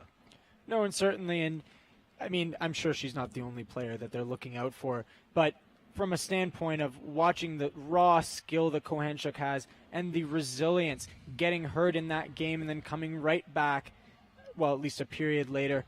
And, you know, this is a resilient Toronto Fury squad, and the team that comes in and gets the upset, you know, the team that plays the strong defensive game, the team that comes together, gets a trap effectively, and especially the team with a hot goaltender can be so scary because if they get their systems right, they can really beat anybody. Yeah, absolutely. And you better believe Toronto is the hot goaltender right now. Christina Kessler looking like a brick wall in net when Toronto's on the ice. She's been absolutely fantastic in every single game. And, of course, she was huge in that shootout victory earlier today over Montreal, which booked Toronto's ticket to the Clarkson Cup final tomorrow. And again, we'll be streaming that game for you live on ssncanada.ca and cwhl.ca at 2 p.m. Eastern tomorrow. So, We talked about one goaltender. Let's talk about the other, because you'd have to think with Brittany Ott getting the start here tonight for Boston, the writing is on the wall for Jenny Lacasse to get that championship game against the Furies. What do you think is going through Lacasse's mind right now? I mean, we saw her. She's not showing any signs of rust. So on the flip side, what weaknesses can Toronto look for in her game? Well, for one thing, they're going to have to make sure that it is, in fact, the real Jenny Lacasse that's in net tomorrow night. Yeah, that was... And again, if you missed it, apparently Alyssa Fromkin was on the bench, one of Boston's goaltenders, but she was wearing Jenny Lacasse's gear. So sly move, Digit Murphy. You definitely slid that one by us, and good eye on our Twitter followers who caught that one. But yes, certainly they got to make sure it's the right Lacasse in net. But beyond that, No, and seriously, this is, of course, an Olympic-level goaltender in Genevieve Lacasse, a huge boost for the Blades heading into this tournament, and being able to roll with two elite netminders. We saw the shutout by Brittany Ott, the only shutout in the tournament, it turns out, so far. But Jenny Lacasse, of course, no slouch, an Olympian, a gold medalist at that. And, of course, last year it was the same situation for the Blades. We know Digit Murphy likes to play a platoon goaltender situation in these tournaments, which is an interesting tactic as well, because what ends up happening is you end up essentially starting the goaltender that may not be the strongest of the two, judging by the fact that you're choosing one specifically that you're going to play in the championship. It is what happened last year. It worked out for them against Montreal, even though Molly Schaus was defeated by the Stars in the round-robin game, and then Lacasse won it. But she looked great yesterday against I believe it was the Furies. Just a great game. She was solid. The only goal that beat her wasn't really her fault. She plays so large in that net, and what Toronto's going to have to do is the same sort of thing they did today with Heron, create traffic in front, make it uncomfortable for her, just as Toronto did earlier on in the tournament against Montreal. They're going to have to really make life difficult, because Lacasse, if she's comfortable in her net, she can stop anything. Yeah, that's a really good point. And when you think back about Toronto's round-robin game against the Boston Blades, a game in which they lost 2-1, but it was a very close game. When you think about the lone goal in that game scored by Holly Carey-Matimo of the Toronto Furies, a bit of an individually skilled play in the fact that she was in a tight area, got great lift on the backhander from such a tight angle, but a little bit lucky as well, because it went off the mask of Lacasse and then into the net. Aside from that, Lacasse was pretty much perfect in that game, and of course she backstops her team to that win. One of the players looking to get the Boston Blades back-to-back Clarkson Cup. She was on fire in this game today. She joined Sarah Wright ringside. We're going to throw it over to Sarah with Hillary Knight of the Boston Blades. Thank you, gentlemen. I'm here with Hillary Knight, Boston Blade member and a Team USA member as well. Hillary, going into this game, not a whole lot of implications going into it. What was the mindset of the locker room? We just have to go out there and play hockey, have fun with it, but know that each little thing that we're working on is going to help us gain momentum into the championship game tomorrow. You were definitely on fire out there, and a lot of your teammates were too. Was there ever a point where you thought maybe we should sit back a little bit and let the Inferno play a bit? No, I mean, Calgary's a great team, and I think when you get to this level, you have to understand it's a respect level, and you want to play as best you can against any opponent. They've grown tremendously in the last year, and it's been cool to get away from the league and then come back and see how much they've improved. So it was a good game, and hats off to them for their performance.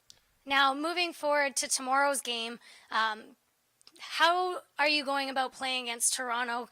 They've had trouble on the power play, so do you have that in your mind already? No, they're a great team. Name any player on their team, they're good, and we just need to be ready for every single puck that comes our way and win the 50-50 battles and compete tomorrow. You said name any player, but if you had to point one out, who do you have your eye on the most? Probably Spooner. I mean, I have a lot of respect for her. Obviously, we play against each other for our dueling countries in the border battles, U.S. versus Canada, but she's a great player, and it's always fun to play against great players. Can we see some frustrations coming out from Sochi tomorrow? No. That's the part of our game is it's a game, and at the end of the day, you win some, you lose some, but you got to move forward and look to what's next. Did you get to talk to any of the Timbits that were skating around this week? I didn't, but they're the cutest things ever. It's so great when we can have the kids come out and skate with us. We've got honorary captains in Boston. They absolutely love it. So I can imagine being with a Canadian team on Canadian soil in front of this great crowd in Markham is a good opportunity. Thanks so much for joining me. Good luck tomorrow. Thanks. Gentlemen, take it back.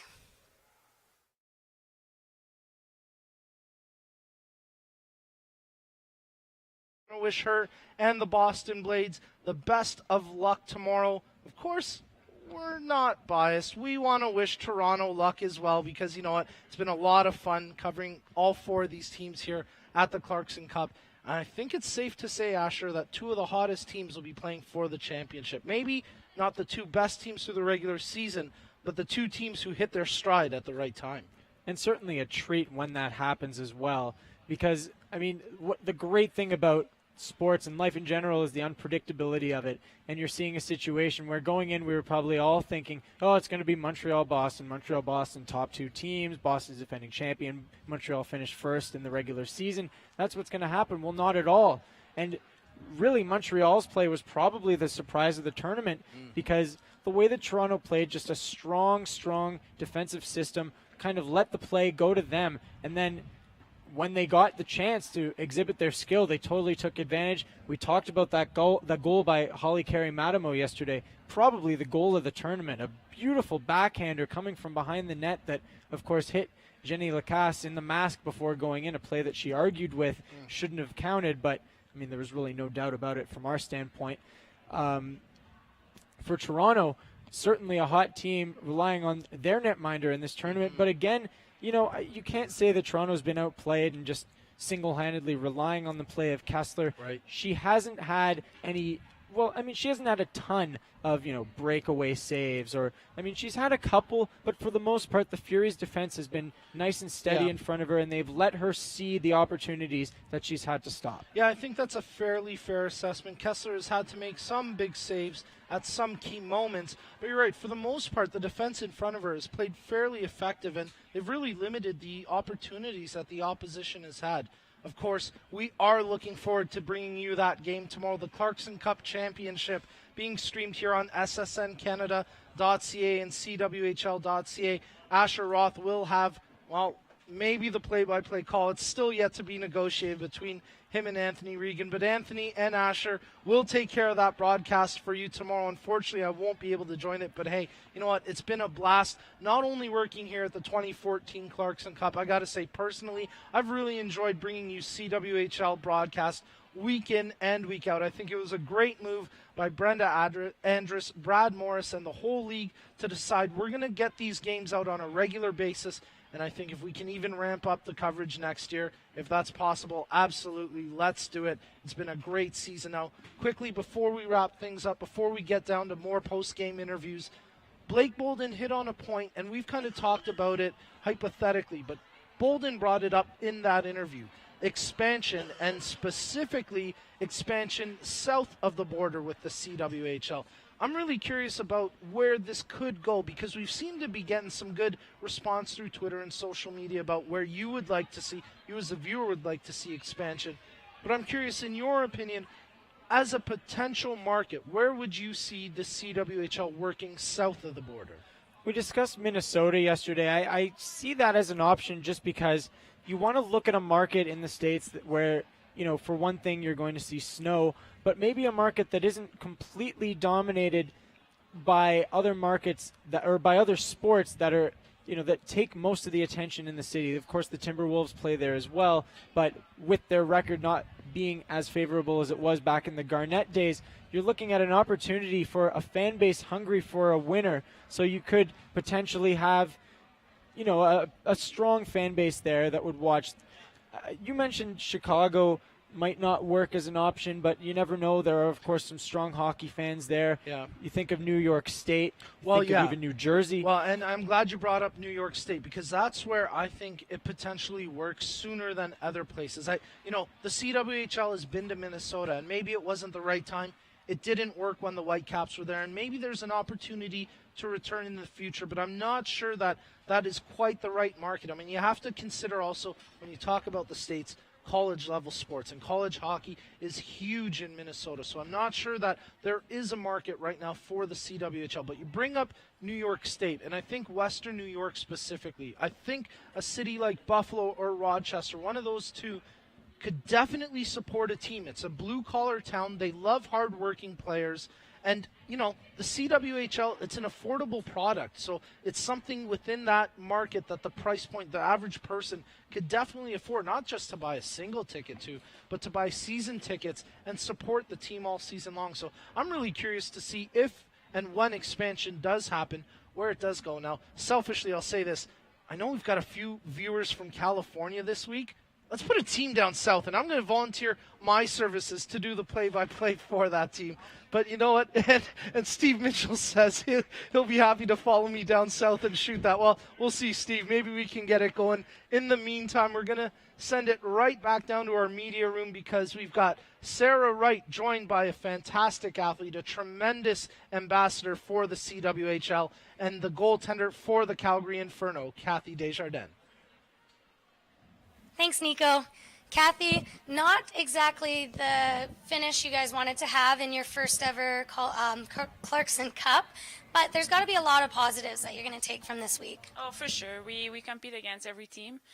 Even if we had no Olympians in our team, the only team that had no Olympians at the Clarkson Cup, we battle all to the end, and we saw the girl battling even behind all week long. So I'm pretty proud of that group of girls, and I hope everybody's going to come back next year and we can get that Clarkson Cup next year. I hope so, too. It's been a great week. Girls on your team have been very nice to us, and I want to thank you for that on air. It's amazing.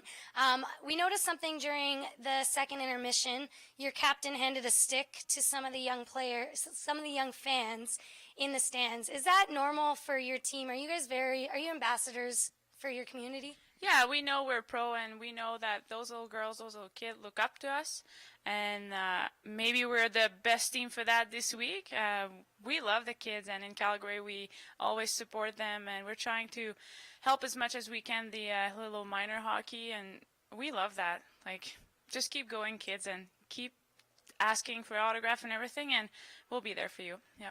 Now, some of the Timbits got to skate around with you before the game, some stretching with them. One even almost took a shot from an actual forward. How fun was that, skating with all those little guys? It's fun. Well, for me, especially a little goalie that look at us with big eyes and see their self, and they're trying to do the same thing as you're doing. When you're relaxing, they're relaxing. It's cute to see them. Like I said, it's they look up to us, and being on the ice and in the dressing room, they're choosing their song and everything. So it's fun to see that, yeah. Now, I'm not sure if I'm supposed to do this, but are you going to be cheering for anyone tomorrow in the finals? Well, I'm Canadian, so guess what team I'm going to cheer for. But it's good luck to both teams, right? Both teams deserve to be there. And whoever plays hard, whoever the goalie show up the most there, it's, of course, the final game. It's the hottest goalie's going to probably win. So best of luck for both teams, yeah. Thank you so much for joining me and taking the time. You had a great week and really enjoyed your guys' company, and thanks for talking to us. Thank you. Guys, take it back. Thank you very much, Sarah, and thank you, Kathy Desjardins, for joining us after today's game. A 6-2 victory for the Boston Blades over Kathy's Calgary Inferno. But I think we can both agree on the fact that Calgary, the Inferno, were probably the feel-good story here of the 2014 Clarkson Cup. And certainly looking at the attitude of the players in general, Kathy Desjardins, 6 goals allowed in the game, all smiles in that interview. Just fantastic to see the positivity. And really, how could they not be? Watching the crowd, cheering them on throughout the whole game, you know, booing when they thought that there were penalties that should have been called in their favor, and acts like that. And interesting to look at some of the hairstyles I think you mentioned during the game. I haven't seen hair that color on an athlete since Scott Spezio played for the Cardinals. I'm not going anywhere near that. Kathy is way too nice a woman to even touch that hairstyle. She's such a great ambassador. Asher, I'm not going anywhere near that one. I meant it positively. No, I know you did. I know you did. I'm being tongue-in-cheek here a little bit too. But, yeah, no, you know what? Again, it's great to see not just the colorful hairstyles, but the colorful personalities of these athletes in the CWHL. Because I think you agree, sometimes in the NHL, other major professional sports, the personality is taken out of the athlete. That's not the case here in the CWHL. No, and what better way to grow the game and grow the fan base than to present likable players, honest players, players that will give you something to think about when you listen to them interviewed, bringing up interesting points, staying positive, loving the experience that they're a part of. And Kathy Desjardins, you know, she made some great saves in the game as well. It was unfortunate that the game turned out the way it did for her team against a very hungry Boston Blades squad. And really, I think you've got to give her credit. And again, you know, when I mention the hair color, some people might think that it's mockery, but really, I think it takes a lot of guts if you want to represent your team that eloquently, that strongly, that you are willing to, you know, make yourself. We talked about a cog in the machine. She literally, she bleeds being a member of that roster, and it's really great to see. I remember Amir Johnson did that for the Raptors a couple of years ago, dyeing his hair red and getting a paw print shaved into his head. Whenever players, I mean, I know that's a bit off point, but whenever players represent their team like that, it really sends a message to the fan base that they're not just there for themselves, they're there for the city they represent and their team around them. Yeah, and you know what? That's a great point. I think Kathy certainly embodies that for the Calgary Inferno. No question. She's a big part of the heart of that team. And, of course, two teams with tons of heart will be doing battle in the championship game tomorrow. The Toronto Furies, the Boston Blades, 2 p.m. tomorrow. The Clarkson Cup will be decided. Let's wrap things up. And I think we'd be remiss if we didn't give some props, not only to our amazing technical crew who've done a great job all week, but you, the viewer at home, wherever you're watching from, because I know I speak for us both here when I say we've been totally floored by the response we've gotten online. You guys have been fantastic interacting with us through social media. And again, we implore you not just to interact with us, but follow the players, tweet them directly, let them know how much you've enjoyed watching them. And Asher, I know you've enjoyed reading these tweets as well.